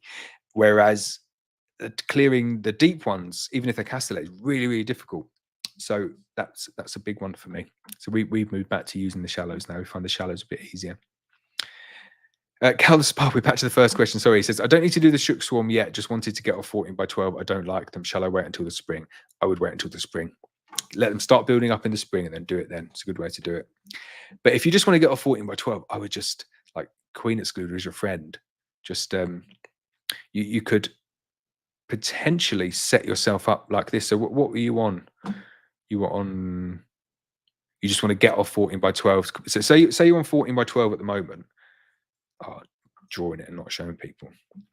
If you're on 14 by 12 with some supers, what you could do is this. So take your supers off, nice early honey extraction. Like I'd do this now, definitely now, no later than now, and add on like a deep national like that, and then your feeder. And that's your winter configuration. Just let them overwinter like that. And if you do that now, they'll start drawing all this out up here, and you'll go into winter kind of with brood probably down here, and all of that there will be honey around like that. And then we'll just, like, this is September, and then we'll just fast forward to March again, and you'll just, all of your bees, oh, I just wipe most of it out, sorry. You just, all of your bees will just be up there, just living in that top box, and then just remove your 14 by 12. Easiest way of doing it. And they'll do that like over winter for you. So that's what I would do. Nice and neat. Jean says, Laurence, when you start feeding, when do you start feeding and what do you use? Also, do you know the people's purpose of feeding bananas? Thank you. Brilliant. So my regime, the regime I use is I take off all the honey on the 15th of August-ish, there or thereabouts, within a few days. Take it all back to the honey extraction room, go back, supers on, Apple strips in, 1-to-1 sugar syrup.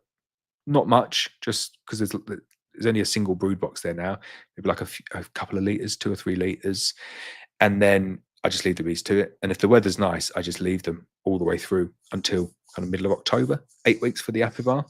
And then I'll go back in and I'll give them, I'll basically give them like a Ashforth feeder full of invert sugar syrup. That's probably about 10 litres, something like that. And that's enough for a national deep, single national deep. Even for a double national, that's plenty, because they would have taken loads of additional feed on anyway. The purpose of feeding bananas is feed your bees anything, but apparently it's a really easily processable sugar for them. I just think it's a load of nonsense. Sorry. No nonsense beekeeping. Don't feed your bee bananas. What's the point? Just feed them cheap white sugar. It's cheaper and way better for the bees. P, just P, like my sister, says, Susan, would you mind expanding on the best way to replace old brood box comb, please?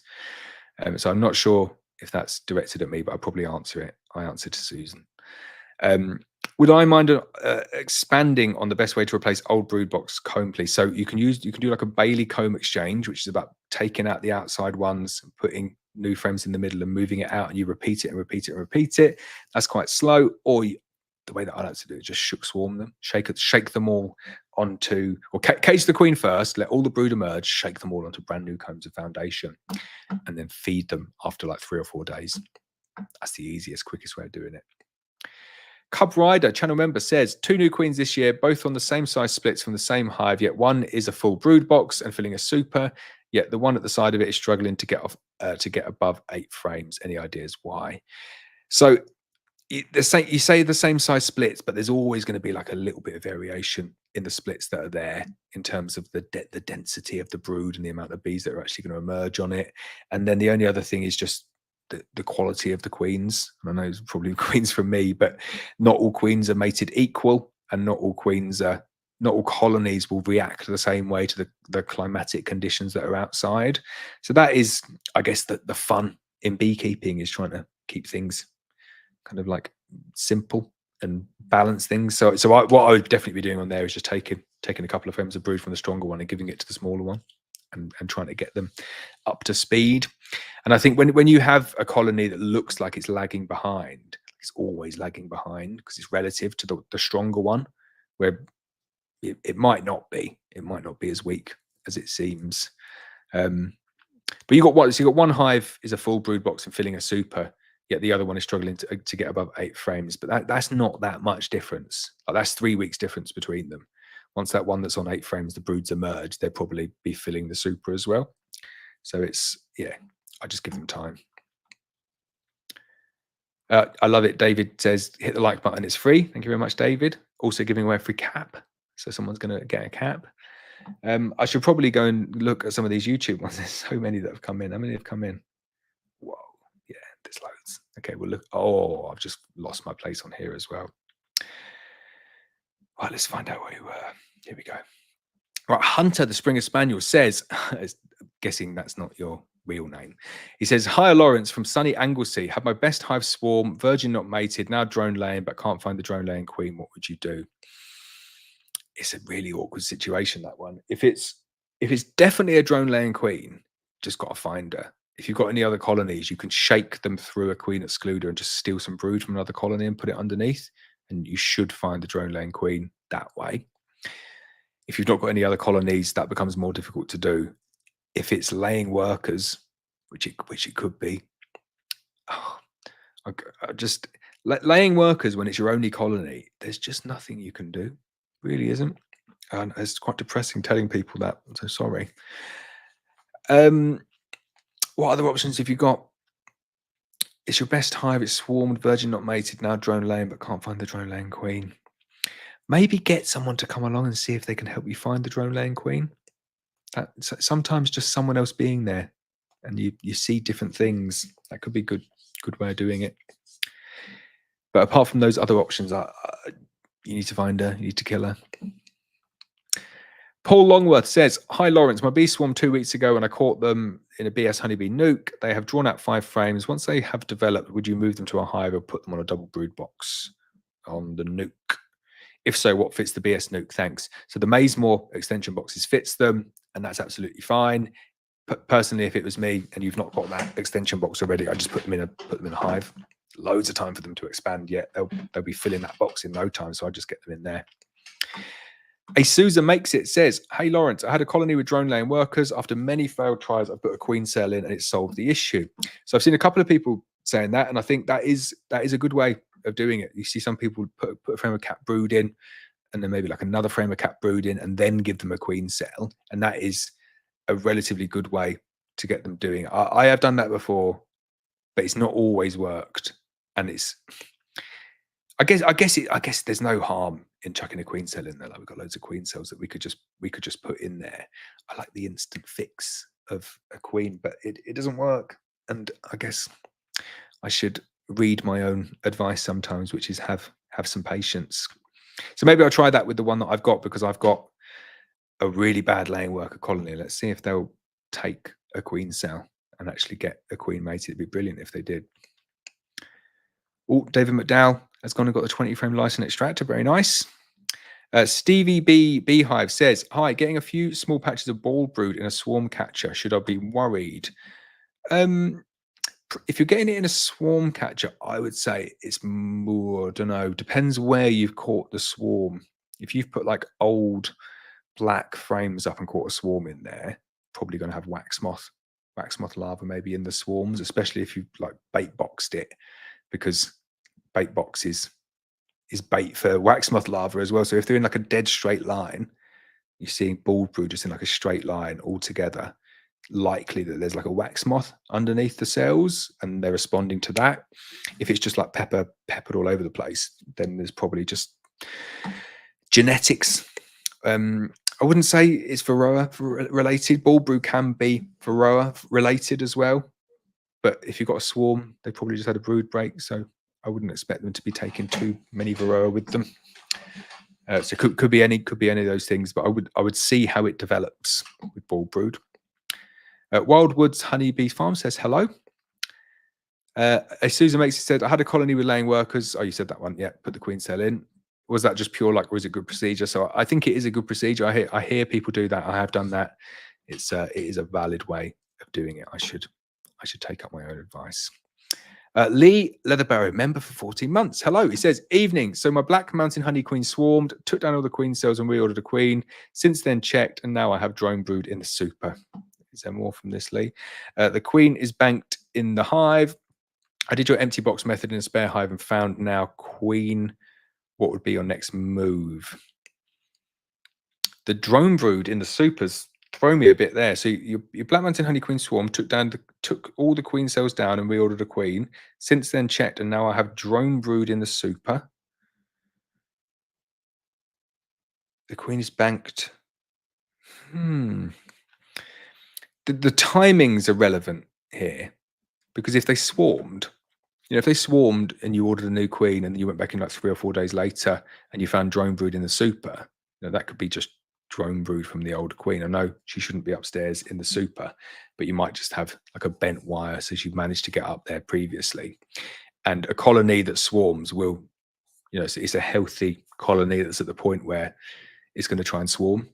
So there will be drone brood in there. But if you've got a gap of like 3 or 4 weeks in between, the only real thing that I can think of there is laying workers.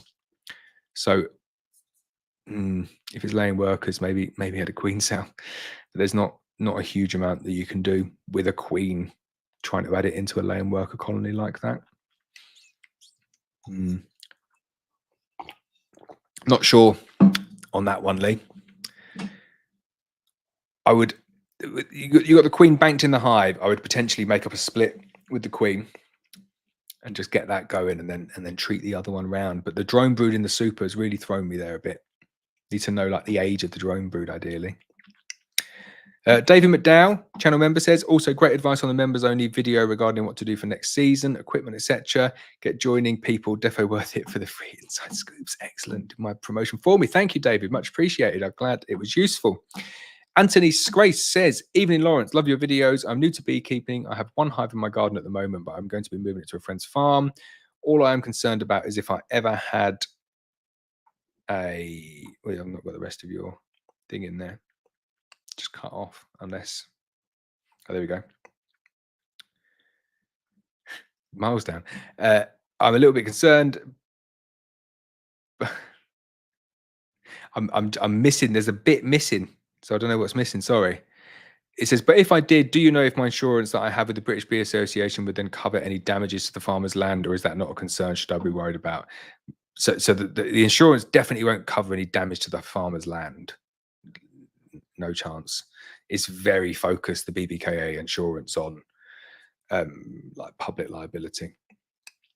And kind of like you get some insurance on your hive, I think, for disease as well, in terms of replacement frames and stuff like that, but you wouldn't get stuff. It's not like a housing or a car insurance thing that covers like damage and things like that. So in terms of the farmer's land, you wouldn't get, there'd be no coverage whatsoever. But there's not going to be any damage to the farmer's land, I wouldn't have thought, with a beehive being there. I wouldn't be worried about it. It covers things like say you had like a child going to the farm for the day, they got stung.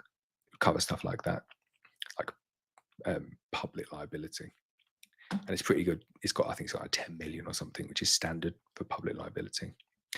Right, let's go back up. I missed out loads of questions there. Right, Mick Hoyle, channel member, says, no one seems to be talking about how good the Horsley board is to control swarming. I live by these boards. How about doing a video on these boards? So I've never used Horsley boards. You have to send me a link and show me what you do, Mick, and I'll more than happily do a video. Sounds good. John Sylvester says, also, have you ever been stung by a queen? I have a mentor and he said he's never been stung since the 40 years of looking after many bees. Said they use the stinger mostly on other queens. So they definitely sting. I've never been stung by one, and they do mostly use them on other queens. And they're the only bee that can repeatedly use their sting, which is, I find that just amazing that a bee has not, like on a human anyway, or like a thick-skinned mammal, it's not developed the ability to like reuse the sting. Just stings once and it pulls out, but they can repeatedly like sting other bees. But I just find that mad because it's evolved on the queen to be able to do that. They can repeatedly sting, it doesn't pull out, but it's not evolved on the worker bees. Always find that crazy. Stevie B Beehive says, got a lot of drone brood under 2 frames of 11 frame national. Should I just leave it to emerge or get rid? I'm not a fan of removing drone brood for the sake of it. I appreciate if it's kind of like getting in the way, then fine. But I saw someone posting a video today saying about how they sacrifice drone brood and how to do it with a fork. And I just thought, moan about not getting your queens mated well, and then you're just like sacrificing all of your drone brood with a fork. Just treat your hives for varroa as opposed to sacrificing all the drone brood. Madness. Really not a fan of sacrificing drone brood. UK honey marketing board for selling extracted, drained or pressed honey must be from broodless comb. That's different from comb that has previously had brood in it, though. So it is different. So it must not have brood in it. Obviously must not have brood in it. There must not be eggs, there must not be larvae, there must not be pupa. But once all of that has emerged, then my understanding, you are the UK honey marketing board, my understanding is if it's backfilled with honey, it can be extracted from, as long as there is no insecticide, not insecticide, as long as there is no chemical treatments for varroa. I guess miticide is the word I was thinking of, as long as there's no miticide remnants on the wax. But more than happy to be corrected on that one. I like having someone who actually knows stuff. It's great. Blue Lab says, I have a question. What do you do with unripened frames of honey at the end of the season? So that is what I've done that one a couple of times now. But I collect them, all the ones together that are really, really unripe, and I nadir them. And I probably nadir them like a few days before I take all of the rest of the honey off. But most of them, they just go in the big tub and get extracted together. And then the overall average honey the moisture content is correct. So they just go in the mix. Liam Jennings says, I'm in Suffolk. I'm getting so tired. I'm in Suffolk. Do you think it's too late to do a split? I've got 4 hives and we'll add 4 mated queens and feed them. So absolutely not. Perfect time to do splits. Really, really good. You can do splits kind of all the way up until really like end of August, September. But the later you go, the bigger the split you need to make. The bigger the split you need to make. So you could still probably get away with now making like a 3-frame split, but be a 4-frame split. 3 frames of brood, 1 frame of stores, good shake of bees, and that should build up to a nice 6-frame nuke over winter. But do that at the end of August, and you're making a 6-frame. You're making a 6-frame split minimum if you want a 6-frame nuke. They're not going to grow much after that at all. They'll feed themselves a bit, but they're not going to grow. Jurassic Bee says, I was sitting next to a hive today and noticed it had a musty but sweet smell. Couldn't find anything untoward with the brood, but it definitely had a stronger aroma than others. Anything to be concerned about? It's probably just what they're foraging on, I would say. Some things that they forage on are a bit pungent, especially when they're unripened. But I wouldn't worry too much about it, as long as there's nothing else to be worried about. Right, so they're the ones I've already answered. David Stevens says, in the past week, I bought a couple of nukes off BFBs on 14 by 12 frames and transferred them to full-size cedar hives. Should I have transferred them or left them in the poly nuke? I'll definitely transfer them. Yeah, they'll build up very nicely, I would say. The follow-up question, is there anything I should be looking to do now to get them set up for winter? So just at the moment, just leave them be. They'll be quite happy with the weather and they'll be expanding nicely. If you get to like end of August and you've still got frames of foundation, I would say start just like giving them a little bit of 1-to-1 syrup just to get all of those frames drawn out. And then anytime from kind of mid-August to the end of August, I'd be putting in Apivar strips, which is a miticide, to get the varroa down. Do that nice and early, especially if you're not looking to take a honey crop off. Like you could do that now, to be honest. The earlier you do that, the better. The more active the hive is during Apivar, the better the the effectiveness or the efficacy of the treatment, because it's used. It works by little bee feet walking over the strips and then walking over the brood. So it's can't even talk. It's moved around the hive by like transmission of little feet. So the busier the bees are, the better it is. So get that on, and then come mid-September, back end of September, give them a big heavy feed just to make sure they've got enough stores in the box, and they should be good. Marcus at Walker Bee Honey channel member says, hi, extracted today and refitted the wet supers to get cleaned up, 2 to 3 supers per hive, as there is a mega flow on in our area. Once they're cleaned up, would you leave all 3 on or too much space? So I think if you've got 3 supers on a hive and you take 3 supers off and extract them, I'd get a couple back on. I don't think it makes a massive difference getting 2 back on, but it's just end of the season. What do you want? Do you want 1 full super or 2 mostly full supers or 3 third full supers? Kind of just makes it more work for you cleaning it up. So you could just put 1 back on. That's probably what I would do, just get 1 back on, maximum 2. John Pierce says, hi Laurence, are there any legal requirements when it comes to selling nucs, such as certificate, insurance, etc.? Thanks. So no, there is absolutely nothing. And some people think that's a real issue and that there should be, and I kind of agree with that. I would say I think you should be audited, and I think there should be like a set standard. But the problem is you'd never get anyone to agree on what the set standard should be, I don't think, in terms of, you know, like queens and genetics and whether they should be treatment free or whether they should be treated for varroa. You're never going to get everyone to agree on what it is. So you could probably get some sort of guidelines in there, but they would be so generic to make sure that everyone's covered that they probably wouldn't be worth that much. But what we like to do on Black Mountain Honey is just let our customers talk for us. And if you look at our reviews and you see what our customers posts, then you hopefully see kind of what we do with our nucs. And you'll be amazed at the amount of times I get a phone call from someone saying, yeah, I bought a couple of nucs off Facebook, and yeah, they're not that good. And they send me pictures and I'm like, yeah, that is pretty shocking.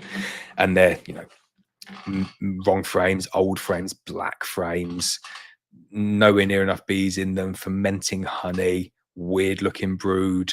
Like there's lots that get sold that isn't very good. And people do, like, there's no denying it. People use selling nucs as a way to get rid of old black frames, because brood frames only last 3 years before you should be replacing them. And a lot of people think, well, I've got to replace them anyway, so I'm going to be chucking out those frames. So if I just chuck them in a nuc and sell them on Facebook, then I'm getting paid to kind of get rid of my frames. And we don't do that at Black Mountain Honey. We make the nucs up specifically. So every single frame of every single nuc of next year's nucs, 2025 nucs, was made in 2024. Brand new frame, brand new foundation. So they are less than 9 months old by the time they get out to customers. So we'll occasionally get like the odd one that's slightly older than that this year, but from next year onwards, not a single frame will be older than 9 months old. And people can tell that. You see on the frames, they're like nice, brand new, clean frames. They look really, really nice.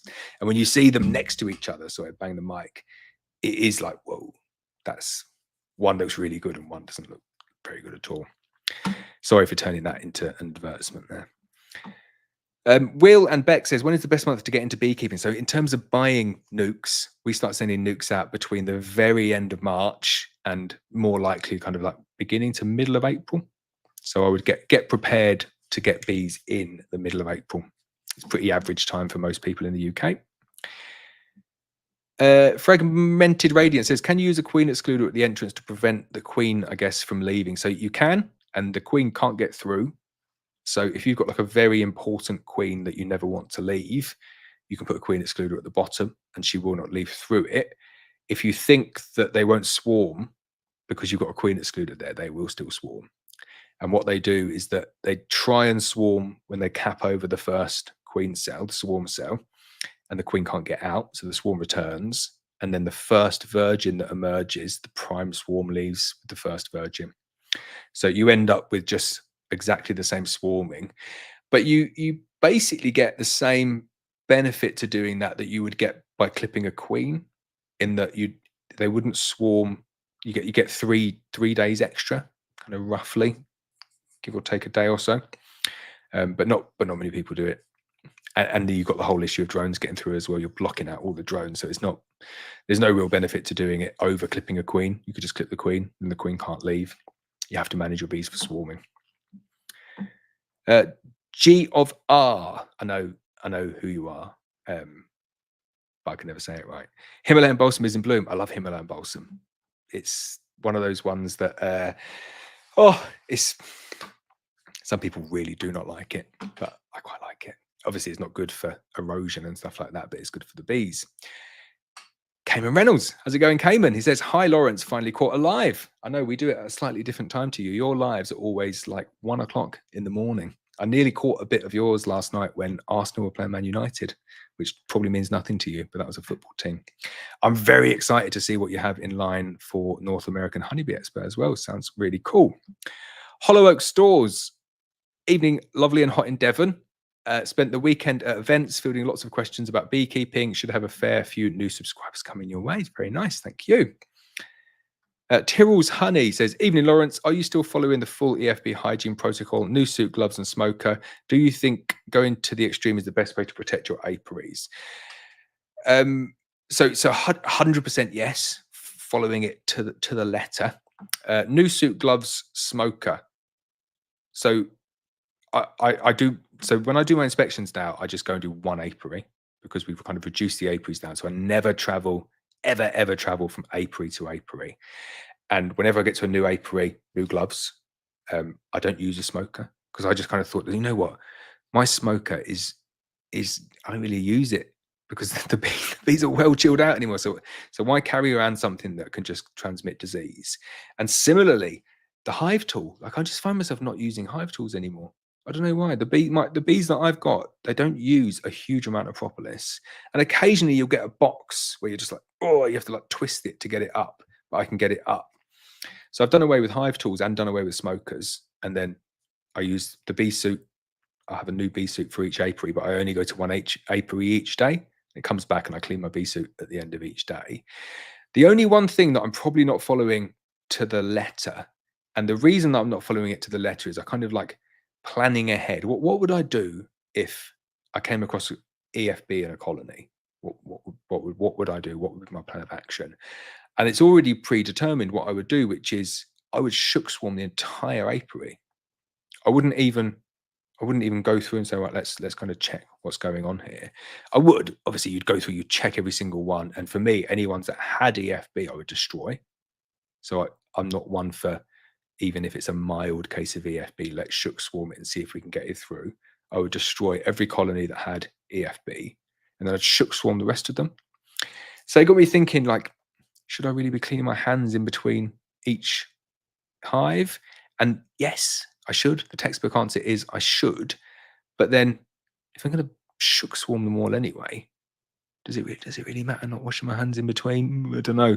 So I probably should get back in the habit of washing my hands in between each one, but then I'm not using the hive tools to transfer over. The bees don't have a huge amount of propolis. All I'm doing is picking up the lugs. So like the hive tools, is the real transmitter, I think, if you're getting in and kind of like touching bits of brood with it.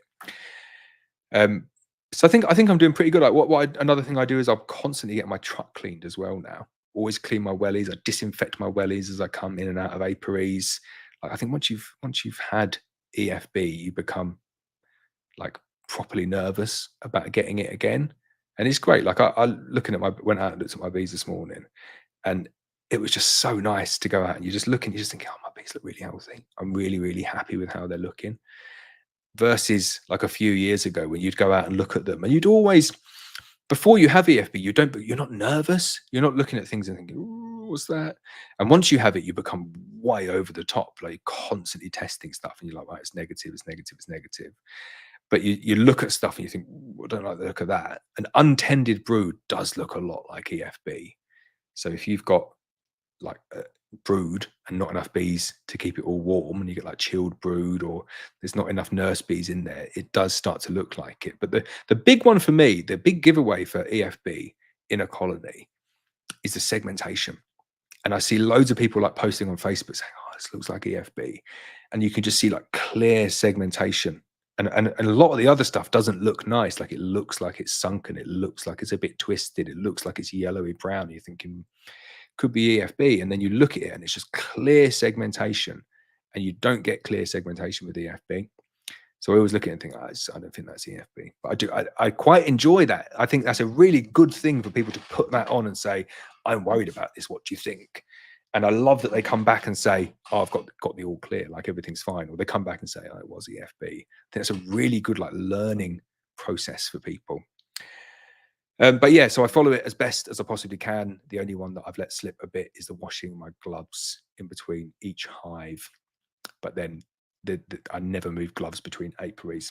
So if I did get in an apiary, I'm 100% certain it would remain at that apiary. And if I did get at the apiary, I'd kill all of the infected EFB colonies and I would shook swarm the rest anyway. Tony Quinn says, hi, Laurence. It's been a strange year where I've had no eggs, very little brood for about 2 weeks. So hopelessly queenless. But then after a week, there is a queen in there somehow. So it's definitely not hopelessly queenless. There's probably just a virgin knocking around in there. And I'd say for 2 weeks, that's pretty normal. Colony swarms, virgin emerges, a few days to get mature, weeks sitting around waiting for the weather, goes out, gets mated, a few days to get back into lay. Before you know it, 2 weeks have gone, and then you start to see eggs again. So I'd say that's pretty normal. Anthony Scrace says, hello, Laurence, love the videos. I'm new to beekeeping and love it, but the more I research about EFB, the more it puts me off. I have one hive in my garden and I'm just about to move to a friend's farm. What I'm concerned about is if I did ever get an EFB outbreak, God forbid I don't, but if I did, do you know if my insurance that I have with the British Bee Association would cover any damages to the farmer's land? So it's the same one again. I don't see where you get any like damage to the farmer's land with EFB. Like EFB, they just burn the colony. If you wanted it destroyed, or they'd shook swarm it. So the only damage that you'd get to the farmer's land there is got to dig a hole and then fill it back in. And if you're if the person whose land you've got the hives on started trying to charge you for that, I would just take my beehive off there and just say, yeah, thank you very much. Go somewhere else, because that's not a very good farmer or a very good landowner who would, you know, twist the dagger when it's in, when something like that happens. And chances of catching EFB pretty slim. Just be, especially with one hive, very, very rare. So I think you should be good. Peter B says, thanks to the balsam, we have lots of ghostly bees. I love it. Love seeing them come in. Chrissy says, hi, super happy with my queen from you after the colony swarmed, and thankfully the swarm was caught, as you know, after cutting them down from a tree, and they have produced the most stunning queen. Excellent. That's good to hear. I love following your adventures, Chrissy. Juno Baby says, how did your AMM colony do? Haven't seen any update lately. And how does your Yolanta queen compare to the F1 buckfast? So the AMM colony died, just basically tried to supersede itself because the queen wasn't mated very well and had horrific chalk brood, so it didn't do very well. got about 4 months out of it, which was pretty sad. How does the Yolanta queen compare to the F1 buckfast? So it's horses for courses. I personally like the buckfast myself, but the Yolanta queens do have some buckfast. I really like Yolanta's buckfast lines. So the Yolanta queens aren't just a Yolanta hybrid. They are like generally either Carniolan or buckfast, one or the other. They don't mix them up together. But all of the Yolanta queens that I've had have been very good. Like, she knows what she's doing. Brilliant queen breeder. And I've been very, very happy with them. And they are bred specifically for Murray's operation. And you can tell the Yolanta colonies when you get them, because they get very, very big. Kind of late on in the season, they just keep on growing and growing and growing. And I've had really good heather harvests from my Yolanta colonies. I would say if you're looking for calm, gentle bees, go for the buckfast. Not that the Atlanta aren't all calm, but there's more variation mixed in. It's not as high up the breeding line as maybe some other stuff is. And you can understand that because they're like in the middle of nowhere. And what they're after as a commercial bee farming operation is like bumper honey crops. So if you've got the choice between, obviously they want both. They want to keep nice calm bees. They don't want to get blitzed. And I've not had any Atlanta that are aggressive, but they can be a little bit more flighty than the buckfast. But you'll be happy with either, I'm sure. Matthew Francis Mountford says, I'm going to use clearer boards to clear my supers for harvest. Very nice. Chrissy says, thanks for all your help. I have a new hive on its way as they're expanding fast. Definitely a good shout. John Hayes says, just wanted to say thank you for the queens this year. I think 14 in total and all of them accepted perfectly. I do use your belt and braces method, but so worth it as I didn't lose a single queen. Excellent. I'm really happy to hear that, John. Matthew Francis Mountford says, so I'm going to use clearer boards to clear my supers for harvest. What do I do with my really strong colonies? Will I be able to clear them into one national brood box? Won't there be too many bees? So this is why I stopped using clearer boards. And like clearer boards with porter bee escapes, rubbish, chuck them out. Don't like porter bee escapes. But clearer boards with rhombus bee escapes do work, but you need to make sure that there's like sufficient space for them. Obviously put them on the right way as well. And you can only get, you need to have good weather. You need to have a lot of movement in the hive for them to work. But what I always found was you always got some stragglers left over anyway. So unless you were going to go through every single frame and like blow them off, or brush them off with like a feather or brush, which I'm not a fan of, just squishing loads of bees, then it didn't really work. So I thought, well, if I'm going to have to go through and blow them off anyway, I might as well just blow them all off to start off with. So it's quicker and it's less visits, but it does work. You just end up with a few bees still left in there, but you do need at least, if you've got say 4 supers and 1 brood box, and you're going to try and clear those 4 supers, you need at least an additional brood box as an absolute minimum. Maybe a brood box and a super. They like a bit of space.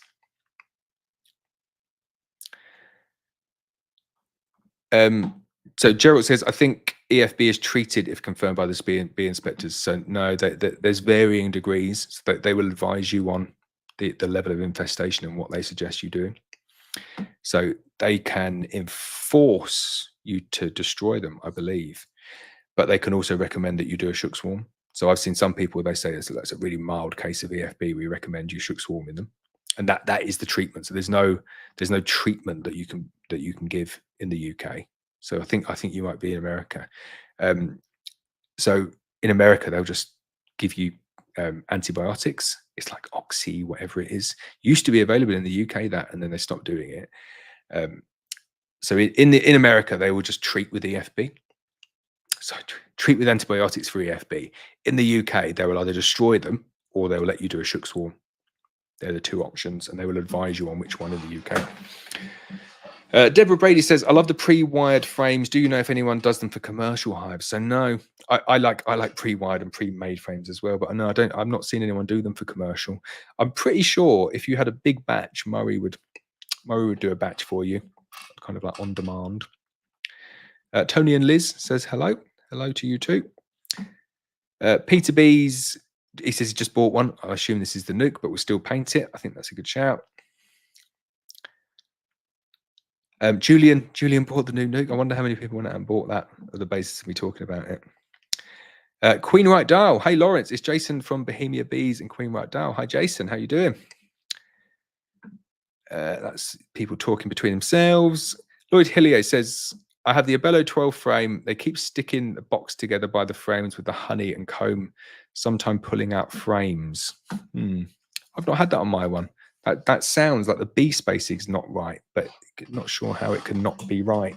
Have you got like a super sitting on top of it? Have you got like a wooden super sitting on top of the Abell 12 frame rebate? Because if you do that, the bee spaces are wrong. Because the Abell 12 frame is the top bee space, and then the wooden national is a bottom bee space, so you end up with a double bee space in the middle. So they'll brace it all together. So you either need to reduce the super down to a top bee space, mind baffling stuff, or that might be something else. I might be reading into that too much. Robert Thomas says, hi, Laurence. I've got 5 queens coming from you on Thursday. Will hopefully put me at 15 hives this year. Very nice. Hopefully you get them all through the winter. Gary Wheeler says, hi, Laurence. And all my flow... Oh, sorry. I'm going to have a sip of drink. Here we go. Still lukewarm. Hi, Laurence, and all my flow hive gone from hardly anything in super to full in just over a week. How long would you recommend it to be capped and for extraction? So it'll be pretty quick. If the weather's like this, they'll do it in less than a week, I would say, and then you'll be good to go. Robert Thomas says, how's the weather with you this week? We have good weather till Friday in South Wales. Hopefully we'll get some more supers this week before wind down. I think it'll be a very good week for honey. Chrissy says, so what's your thoughts on a recycled plastic beehive, but with the standard wooden and wax foundation frame still? I have some very talented YouTube famous friends who recycle plastic into other things. Yeah, do that. Let's collaboration, make it happen. I love the idea of recycling stuff. Do you know what I want to do? I'll let people into my idea, yeah, because I'm never going to get around to doing it. Do you know how many jerry cans of honey syrup, like syrup, I've got lying around? And I bought loads of them because they're really convenient. And I hate buying them because I think, well, they're recyclable, so it's not like they're going to go into a landfill. But what I really want someone to do is change the design of the honey container, or even better than that, retrofit some design for it, because it's about, it's like pretty big. It's smaller than a national nuke, but bigger than a mating hive, about the same size as like the Abell mating hives. And I just want someone to sell a kit that you can like cut the top off, turn the top lid round some way, and turn it into a little mini mating hive. How cool would that be? I've got hundreds of them, and it would be really, really easy to do. But someone needs to fix that for me. But I love the idea on a recycled plastic beehive, but with the standard wooden and wax foundation frame still. I think that'd be really cool. Let's definitely do that. John Hayes says, apologies if you have answered this 100 times, but I have some hives with 3 supers on, all of which were around 50-50 capped. Worried that at the end of the season, I can't extract any of them. Wow, people are experiencing the same pain, aren't they? So I'm glad that these live streams can answer these questions, and I'll always answer the same questions again and again and again. It's no problem. I would just chuck them in.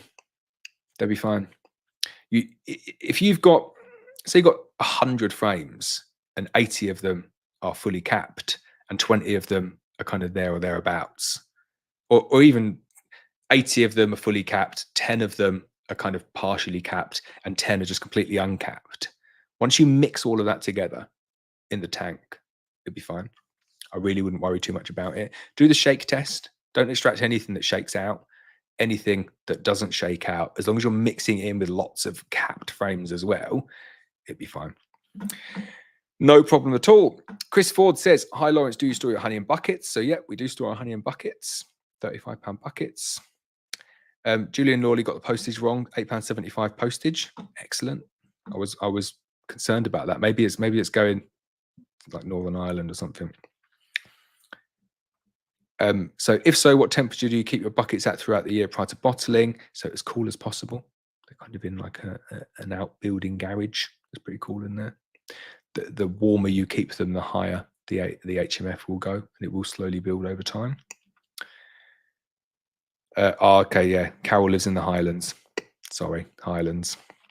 Right, Ben Davis says, when getting the bees off the supers when wanting to extract, will a petrol-based blower be okay? I was going to get a battery blower one, but there's no point if the petrol-based one is fine for bees. So yeah, petrol-based one's better for bees because it's way more powerful. They're really good. You'll love it. Ben Davis says, would you be able to recommend a date of extraction? So we take off all our honey middle of August, around the 15th of August, somewhere around then. Alan says, hi, Laurence. The nuke I had from you earlier this year swarmed last week into a neighbour's tree. Managed to get them back and put into a new hive 6 feet from where they came from. Entrances face different way, or should I move them away from the original hive? So when they swarm, they kind of like reset their orientation. So it's great. So you can dump them in anywhere and they'll just reorientate. It's like they know that the next place that they live is going to be somewhere different. So they just like cancels out everything. So it can be wherever. It doesn't make any difference. So they should be fine. Michael says, hi, Laurence, will you do a video using your new 30 frame extractor this year? definitely. Well up for that. Steve's Honeybee says, have you ever considered opening a shop to sell bee equipment similar to Griff? I certainly have. Not one for the foreseeable future, but never say never. Gary Wheeler says, forgot to say the clip of your little one working with your bees was wonderful. Thank you for sharing her experience. You are a top man. Thank you very much, Gary. Brought a tear to my eye. I did enjoy it. Terry, I love it when people ask me to have a sip of tea. Brilliant. So he said, don't forget to have a sip of your tea. Are you planning to go to the Thorns open day in October? So I hadn't planned to go to it. I am going to the Abell summer day on the Sunday, the 11th of August, which I know that's not what you asked, but that is one open day that I am going to. And I'm making pizzas there as well. I had pizzas today. They were really nice. I do make a mean pizza, I have to say. I buy most of the stuff in, but it's like a proper nice pepperoni pizza, hot fire honey. Never know, maybe there might be a hat donated to the raffle, something like that. That'd be cool. If you can make it up there, I'll be up there the whole day. It should be good fun. But I'm not planning to go to the Thorns one. It's a long drive to Thorns. It's like nearly 5 hours each way. I drove there once and it was a bit far, but it's cool. I recommend people to go to the Thorns open day. Like it is a really good facility down there. They'll have a great time. Marcus at Walker Bee Honey says, I had a slow colony. I boosted it with a frame or two from an adjacent hive. The slow colony is now up to speed. The frame of brood I added haven't changed for weeks. Suspect cold brood. Will the colony clean them out themselves? It's a nightmare when that happens, because you just think, oh, if I just left that in the other hive, they would have all emerged. So they will clean it out themselves once they get up to sufficient strength to be able to do what is a very labor intensive task of clearing out a lot of old, dead, chilled, cold brood. So yeah, they will. But do you know what? You're better off just taking it out and burning it, I would say. That's what I would do. There's no benefit to keeping that in there. It can only make it more difficult for the bees. Brilliant. I got someone on Twitch. Hello, person on Twitch that's not like one of the spam bots, who says, hi, Laurence, just got my first colony in the hive 4 weeks ago. I added a super and a couple of weeks in and another couple of days ago. I noticed they haven't touched 4 of the new frames in the brood box. Have I been too eager with the super? So yeah, little bit too eager with the supers, but it's not the end of the world. Whilst it's warm, I would prefer to have all of my colonies, and I have a lot of colonies set up like this, set up with way too much space, unused space in the supers, in the brood box, as opposed to them being like not having enough space and swarming. So yeah, bit eager, but would I take the super off now? No, I just leave it on, just leave the bees to it. And obviously you've got your queen excluder in place, and hopefully at some point over the next few weeks, they finally make it up to the super. I would say a colony like that, you could still get a super's worth of honey on if you eke it out until the end of August. So keep at it. But well done for watching on Twitch as well. You're probably the only person who is watching on Twitch. Sunset Meadow Honey says, can you explain how is best to get my bees prepared for overwinter, please? I started the year with 1 hive due to 2 hives dying. Now I have 11 hives due to catching 10 swarms since May. Excellent. So I hope your colonies that you caught as swarms do well over winter. Sometimes they not the best ones, but fingers crossed for you. Really, really simple. This is the process that I use. Middle of August, take all of your honey off. Same day, put your Apivar strips in. Don't cheap out on any rubbish other Varroa treatments that people tell you are good. Apivar is still very, very good at the moment. Used at the 15th of August, give them a feed. At that point, when you take the supers off as well. And then if you want to trickle feed them between the 15th of August to the 15th of October, you can, but I find just like 3 liters at the beginning. And then if the weather's nice, just leave them to it and they'll be fine. Middle of October, go in, take your Apivar strips out, give them a good glug feeder full of like heavy 2-to-1 or invert sugar syrup. That's it. Really, really good. Great technique. You'll do very, very well like that. The bees like that. Oh my God, I got someone else watching on Twitch. It's brilliant. He says, or she says, hello, sorry for bothering you. I want to offer promotion of your channel. Oh, it's a spam. There we go. I got properly caught out there. That was hilarious. But he started off with the hello, sorry for bothering you. I should have really caught that out. I feel a bit embarrassed. The Autistic Handyman says, can a caged mated queen trigger non-laying queen to begin laying eggs once again? I don't know. is the answer to that. I've never tested that, so I wouldn't have thought so though. I think if you've got a queen that's not laying, I think the only thing that's really going to trigger it is like getting a good amount of feed into her, and for the bees to come on, get a move on. But maybe it would. I don't know. I've never tried it. It's a good thought. I like the logic. Steve's Honeybee says, do you do beekeeping courses or have you considered it? So I've definitely considered it. We actually took bookings for this year's beekeeping courses. We will 100% do them next year. We'll do them next year. Like I said, we took bookings for courses this year and then cancelled them, and they were very popular as well. And the reason we cancelled them is that my new daughter was born at the end of May. So I kind of thought, I can't be doing beekeeping courses the middle of May with a very pregnant wife. It's just not going to be a good idea. But we will do them, and they'll be pretty cool, and there'll be food involved as well, which will be fun. Julian Lawley says, I've looked on the website, can't find the joining button. So if you go onto the YouTube homepage, next to the subscribe button, there's a button next to it that says join for anyone who wants to become a channel member. Anais, is it? Hi, she says, hi Laurence from PA. I had only 1 out of 5 virgins that started laying in my colonies, and I think it's my fault since all of the colony boxes are the same color and in a line. Any tips for helping them return?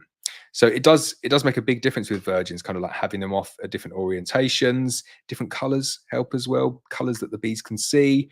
Big shapes on the front as well, apparently are even better than colors. The one that I started doing on the mini mating nucs that I didn't use for that long, but you can get UV paint. So bees can see really well in UV. So if you get UV, like proper UV paint, and you know it's UV because you get like a UV torch and shine it on it, it's like, oh, like really bright. And then you paint different color shapes on the front of the mating boxes. And I've done this on all of my like BS honeybees ones, like a circle or a square or a line or a dot or a selection of dots in UV paint. I don't know whether it's good, but it makes sense to me. The bees can see in UV, and they're known to be able to determine different like shapes and objects and stuff. So I thought I'd give it a go, and I think it works well. So you've said my mating nucs are painted differently, but my production hives are all the same. Thinking stencils or pictures taped to the front. So yeah, I think that's a really good idea, but do it in a UV sensitive paint, and I think it's good. JK Photography says, hi Laurence, watching you at hospital, not me. Mrs. got stung yesterday. Now her forearm is swollen up, so watching on my phone in the car park. There is a certain amount of irony, I think, to that statement. I shouldn't laugh.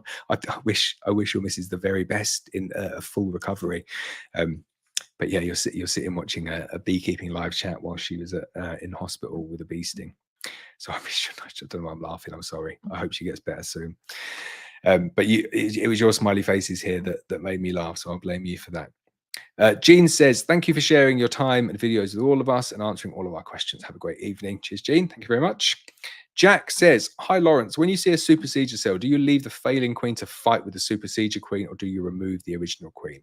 So if I'm there's 2 different scenarios for me there. If I'm introducing queens and they start throwing up supersedure cells, I always remove them, always take them down, because it's just a phenomenon that happens, especially with artificially inseminated queens. They do it for months. And it's really annoying. Constantly take them down. If I've got like a big production colony, say double brood, 4 or 5 supers, and I find a single supersedure cell, so 1 cell, in the whole brood box, regardless of where it is, not just on the center of the frame, but anywhere. Depending on the time of the year, I'll act slightly differently. So if they're doing that in September, I'll say, come on, what are you doing? That's just like, why are you superseding now? But if they're doing it like now, middle of July, early August, I'll let them supersede. I won't interfere whatsoever. And very often you open up a colony in April and there's 2 queens in there. I've had that loads of times happen. And that will be a late season supersedure. And even when I go in, if I find the 2 queens, I'm not going to be the one to make the decision as to which one is going to live and which one isn't. So I just leave them to it. So unless it's very, very late on in the year, I'll just let them supersede if they want to supersede. I quite like supersedure as a trait. It's good, especially if like you got a 3-year-old queen that supersedes itself. Pretty good trait. Louis says, hi, I had a drone layer, shook them 30 yards away, no more drones, any laying, added a sheet of eggs, but didn't pull a cell. What would you do now? Add a queen, probably. Had a drone layer, shook them 30 yards away, no more drones, any laying, added a sheet of eggs, but they didn't pull a cell. it's difficult that because when they don't pull a cell, what it means is they think they've got a queen. Doesn't mean they have got a queen. It means they think they haven't got a queen. So it could be pheromones being emitted by a laying worker is stopping them from pulling a cell. So maybe what you could do if they're not laying at that point is add in a queen cell. I do think that is a good way to do it, because they're not going to be as defensive adding in a queen cell versus adding in a mated queen. They might give a queen cell a chance, and if you can get that virgin to emerge, then she can go out and get mated. So if you have access to queen cells, that would be good. Or if you've got another colony that's swarmed and you can just pinch a queen cell out, that could be good. You can cut cells out like that. They're pretty resilient. I'd give that a go. Jane Griffith says, sorry I've missed you this evening. I will watch tomorrow. Thank you for all your great videos, Laurence. Thank you very much, Jane.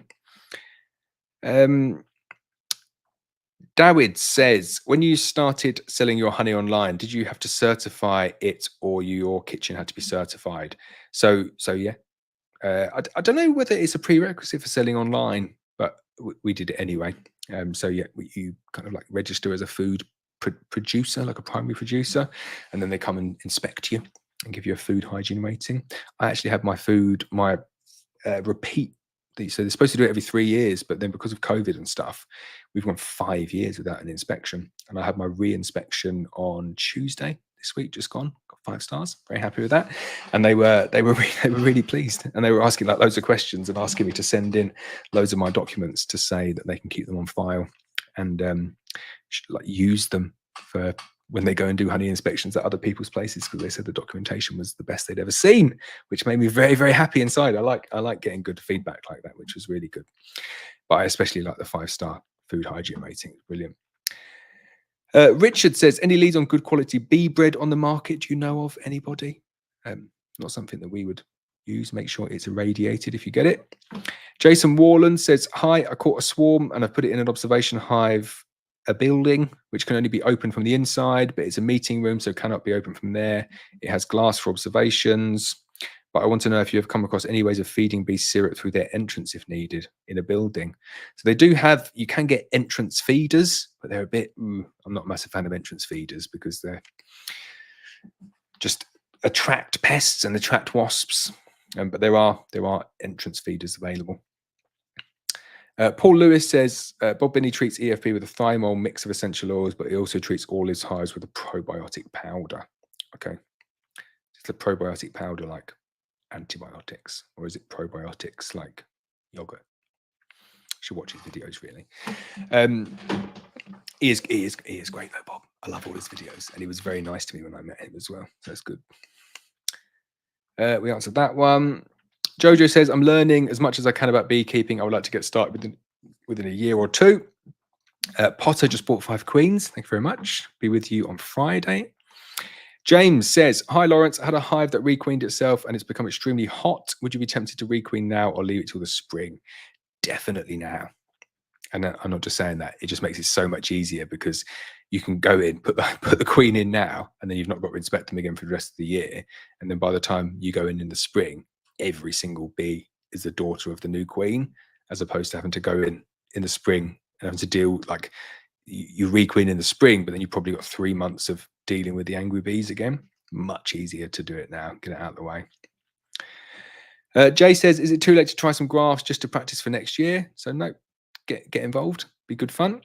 I'd give it a go. Wild Waste Farm says, hi, Laurence. Hi to you too, Harry. Greg says, I've got a hive which I introduced a buckfast queen on the 6th. She's been laying and has brood, but the colony has created a single queen cell. Any advice on what you would do?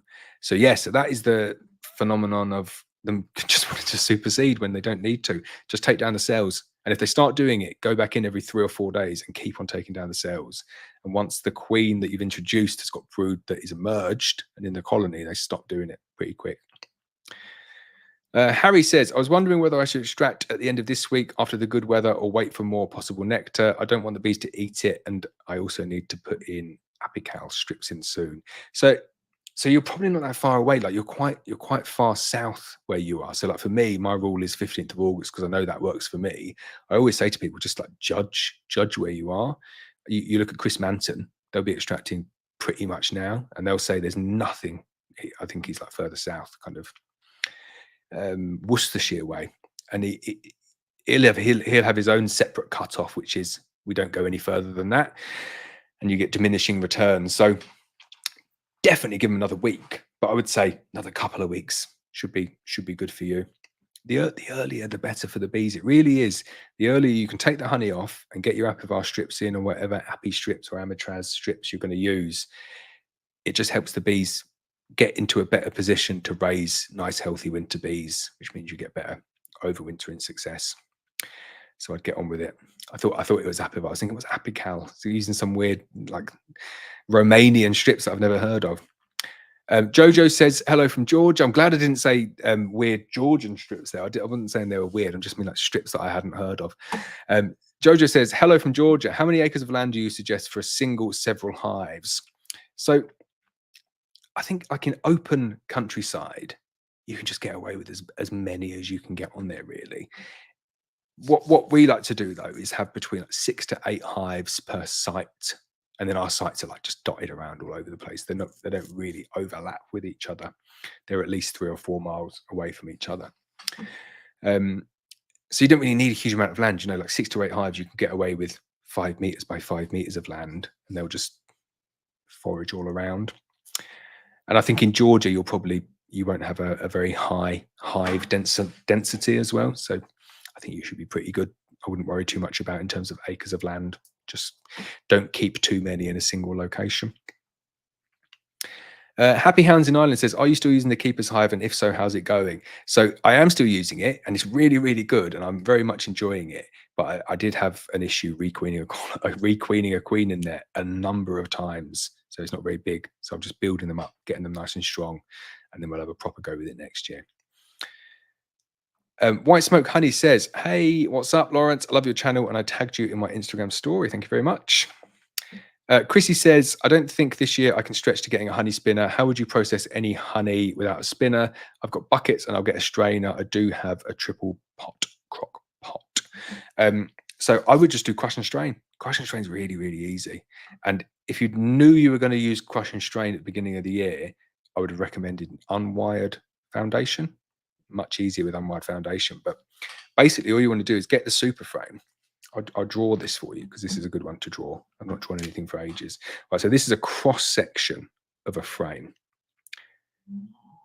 Yeah, so you've not got the end bar on that yet. So that's the top bar, and then that's the frame of that's the foundation. So the bees will kind of like draw the foundation out like this, both sides, and then they'll cap it over. So that's what you're ending up with. So if you're using the crush and strain method, you basically want to just take off that, and it kind of like ends up down there, and take off that. You're just like scraping it off with the back of a spoon, but you want to leave the foundation there.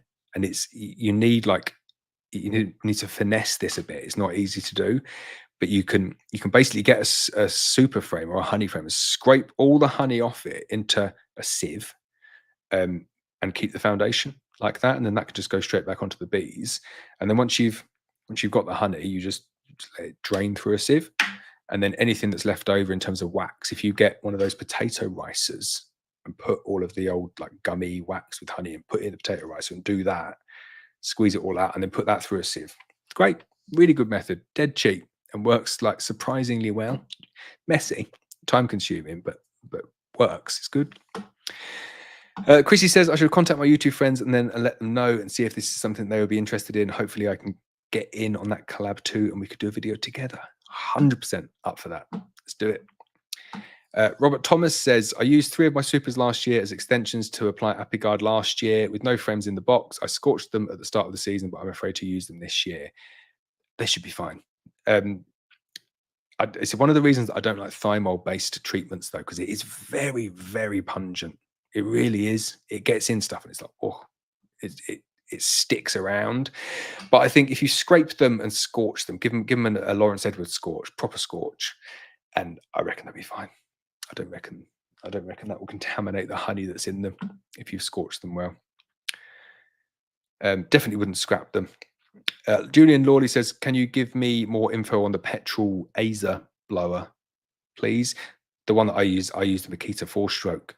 But if I was buying one again, I'd get the backpack steel version because loads better. Because it's hard holding the other one up, whereas the other one's on your backpack and you just got a hose, and it's I think it's 4-stroke as well. That one, yeah, I think they're both 4-stroke. New Polynuke. I don't know if it's got a name. It's from Old Castle Farm Hives. Happy Hounds in Ireland. Are you going to the beekeeping show in Telford next February? Not sure. Not sure if I'm going to that one. Might do. It is the closest one, but I'm not 100% yet. Ben Davis says, wanted to meet you at Abell and try one of your pizzas, but don't think I make it. Haven't taken a picture of the amazing brood frame, so no hat for me, unfortunately. It's a good reminder. We've not done that. It's 10 to 11. Gonna win a hat. Loads of people have sent those through. So let me get to the bottom. How many more have we got? Yeah, loads. Okay, we get through quickly. Sumaya says, what is the easiest way to tell if your bees are going to swarm? So if they've not got enough space, they're going to swarm. But what you're looking for is the beginnings of swarm cells. So play cups with eggs in, and then play cups with larvae charged with royal jelly. And then when they draw them down and start capping them, then by that time they're swarm. So you're looking for the very early signs of swarm cells, but look out for congestion in the hive as well. Thomas says, hi Laurence, how often do you requeen your hives? Also, how do you stop your bees from building brace comb on top of the frames? My hives keep doing this. And it's becoming difficult to remove the boxes. So we requeen every 2 years. For us, we go every 2 years. And then brace comb on top of boxes is a bee space issue. So you need to fix the bee space issue. If your bee space is correct and both boxes are either top bee space or bottom bee space and correctly done, they shouldn't build brace comb on the top because they should just respect the space. So have a look at your hive config. JSCFB says, hi Laurence from Loch Lomond, great chat, 10:33 off to my kip, up early for work in the morning, watch rest tomorrow. See you there. Juno Baby says, would banking virgin queen cells in a queen right hive cause swarming or any problems above brood in feeder? So I don't think, unless they emerge, I think only if they emerge, I don't think, like above brood in feeder, I don't think would be an issue anyway. But I don't think you'd have swarming problems unless they emerged, which obviously you wouldn't let them emerge. So you should be good. Autistic Handyman says, congratulations on the arrival of your daughter. Thank you very much. Michael Critwell says, I have one of your queens that has had the tabs on the cage open for a week now. How long would you expect to wait before she comes out? So very much like related to the strength of your colony. So the bees, my queen and my attendants don't eat their way out. Your bees eat their way in. So if you've got like a weak, small split, they can take ages to come in. But a big, strong split, do it in 24 hours. So what I would do after a week, she should be accepted. So I would just, I'd dunk the cage in water, wet the queen, open it up, and just let the queen walk into the colony. Should be fine. Johanna says, hi Laurence, I split a colony after I introduced a Black Mountain Honey Buckfast Queen and they grew fast. The nuke, 6 weeks old now, is very full. How do I prepare them for overwintering as I want to avoid the nuke from swarming? So if follow the same advice that I gave before, I'll recap now, but if you want them to not swarm, you need to make sure they've got enough space. So you can't just leave them in the nuke. If there's 6 frames in if you've got a 6-frame nuke now and a 6-frame nuke, you can't just leave them in there. So you need to upgrade them to a full hive or get an extension box for them. And I think that's it really. Get your Apivar strips on and get your mite treatments on early. Make sure they've got enough feed to get through the winter. You should be good. William Sharple says, hi, when of the year would you stop doing weekly inspections? Thanks for the live stream, very useful. So we generally go like 4 weeks after the solstice. So it's kind of like end of July, middle of July, I forget what the dates are, but we go 4 weeks after the solstice for us. A lot of people don't. A lot of people will go all the way through until they harvest their honey. And I don't think that's necessarily wrong.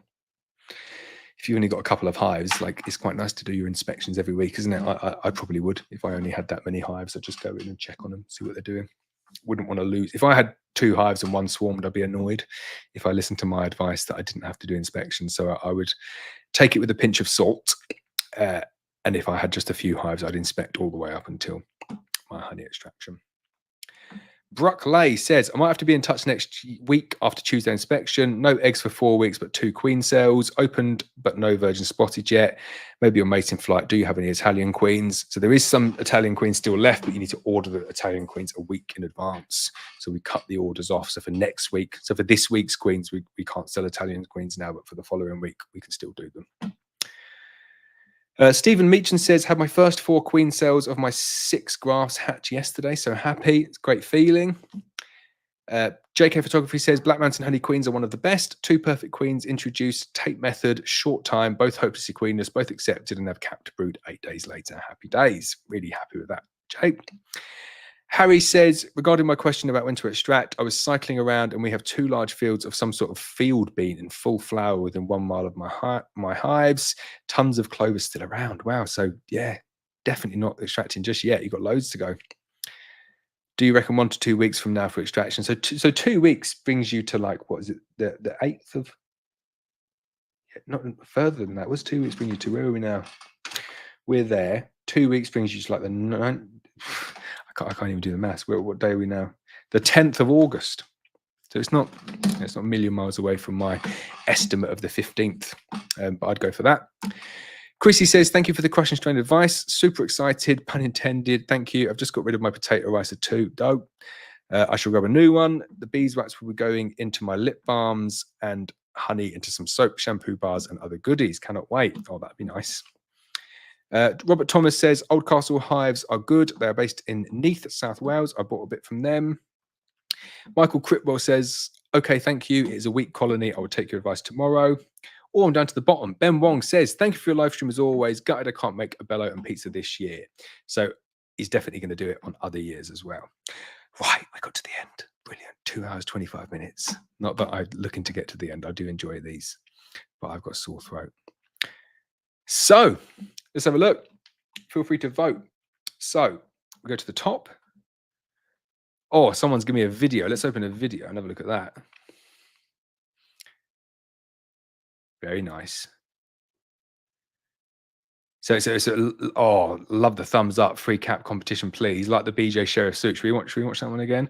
I like it particularly that someone sent in a video because I just want to check what the buffering's like. Good. I like the pattern. I like the Langstroth frame. Very nice. So I'm just going to go through them all. Hi, Laurence. Beehive are made from pallet wood, working well. This frame from a Black Mountain Honey Queen after 3 weeks, looking promising. Thanks, Troy. Looking nice. A few gaps still there, though, but very nice. Is this end-to-end WhatsApp group? Oh, sorry. It's just me. It's just me, Jay. Sorry. Nice. Not like that one there. Another Langstroth frame. Bit of pollen in there as well. What I think on like a nice frame for me is just, I want to see no missed cells. I want to see like literally no missed cells. I quite like a ring of pollen around the edge like that there as well. And I like a ring of stores, cap stores around the edge as well. But really, like if there was just a frame that was 100% brood, for me, that would be the winner. I like a new frame as well. I like a frame to be like relatively new looking. You can see this one here. It's not brand new. But it's nice. It's a really nice frame. Like it's really good. So look at that one. See, that's nice. See what I mean about like the new frame, the fact that it's just quite new. I know, like, I should have told you the prerequisites. That's a really nice one. I like that one. It's like end to end, bit of stores at the top, not that one, not that many gaps. So I like that one. That's probably the leader so far. Oh, I do like that one. Where's my control button? Yeah, that's definitely overtaken it. That's in the lead. Not many missed cells at all the way around. That's really good. Someone's telling me to zoom in here. As I zoom in, let's click on it first. Oh, I like that one. It's unconventional. It's like when a brood frame emerges and then they backfill with. I do like that one. It's that one in the lead. 7825 is in the lead so far. Oh, 7825 is not in the lead anymore. I think that one's got to be it. It's a video as well. Let's have a look at like a freeze frame. Wow. That is a pretty serious frame. Let me see if I can zoom in on it. If it's a video. No, you can't. That one's in the lead. Jeff in Maidstone. Now it's close, isn't it? That one, between that one. Let's go back to the other one. Oh wait, so he's done the video as well, right? Oh, it's real. This is going to be difficult. I love the density there. You look at that area there. Is not a missed cell. You got the occasional one, but then if I'm looking at this one, yeah, I think for me, Jeff in Maidstone is beating Rob from Stung Honey, but like that is a really nice frame. So Jeff in Maidstone in the lead so far. Oh, there's some brilliant frames here. Who's this? This is Neil. We compare. Oh, that's a really difficult one. Let me just zoom in on this one.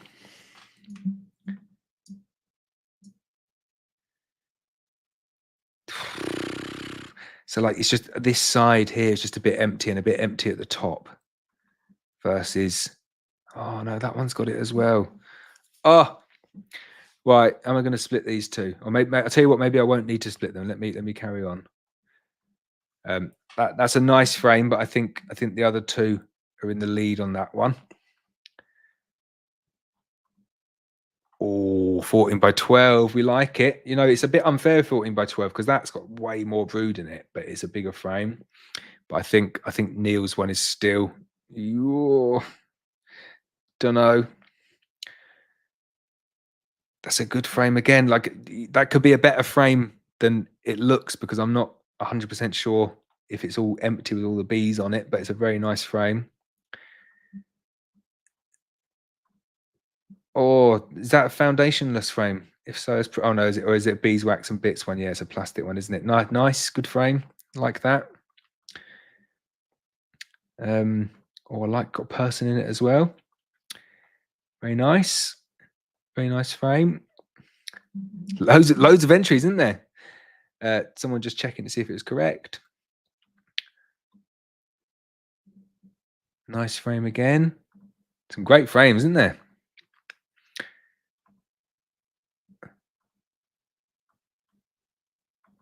I like it. They sent a few extra ones. That was a nice one. Oh, you know what? I didn't say it had to be just brood, did I? I do love a good pollen frame. I like that one. Again, really nice. Oh, again, so that one there, that could be a belter of a frame. Got Black Mountain Honey Queen as well, but it's a yellow queen. Nice. That's really good. She's doing well. Nice one from John. Oh, I think someone may have just overtaken. Let me go back to Neil's one, the other one. That's Neil. Oh, see, Neil, this one, you got a few in the middle there. That's versus.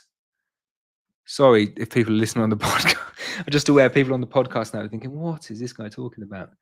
Yeah, I think that one's overtaken Neil. Sorry, Neil. You were top for ages, and then this one.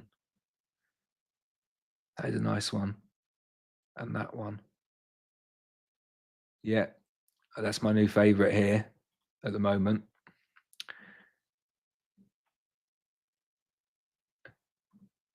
I love it. That loads of people have got my queens in it. You know, Buckfast queens from Black Mountain Honey. Brilliant. Good one, Nick. Nice again, but difficult to see with all the bees on.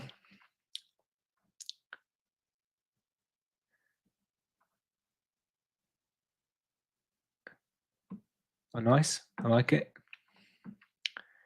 Right, and that's it. So they are all of them. So, is it Moni or Moni from the London Alchemists is the winner. That's a belter of a frame. Really like that one. And I'll tell you what I like about it. I'm just zooming in, zooming out. I like that it's like a relatively new frame. I like that the brood is like all the way up to the edges on most of the sides. I like that there's not that many bees on it to be able to show it. It's a new frame. It's relatively clean. And then the density of nice kind of very similar cappings, colored cappings is good. There's no drone brood on it. And there's just very few missed cells. So you want a cap. You just got to email me your, I'll not put the pen back up. Email me your delivery address, and I'll send that to you this week. There we go. We have a winner. We'll do that again because that was quite fun. We'll do like the beekeeping Olympics. I think of something else cool, maybe like best queen or something. I'm sure I can find some more caps. So 11:05. There we go. We are done. Another episode of Let's Talk Bees. I hope you enjoyed it. I am off to bed. I'll probably have some dinner first. I've not had my dinner yet.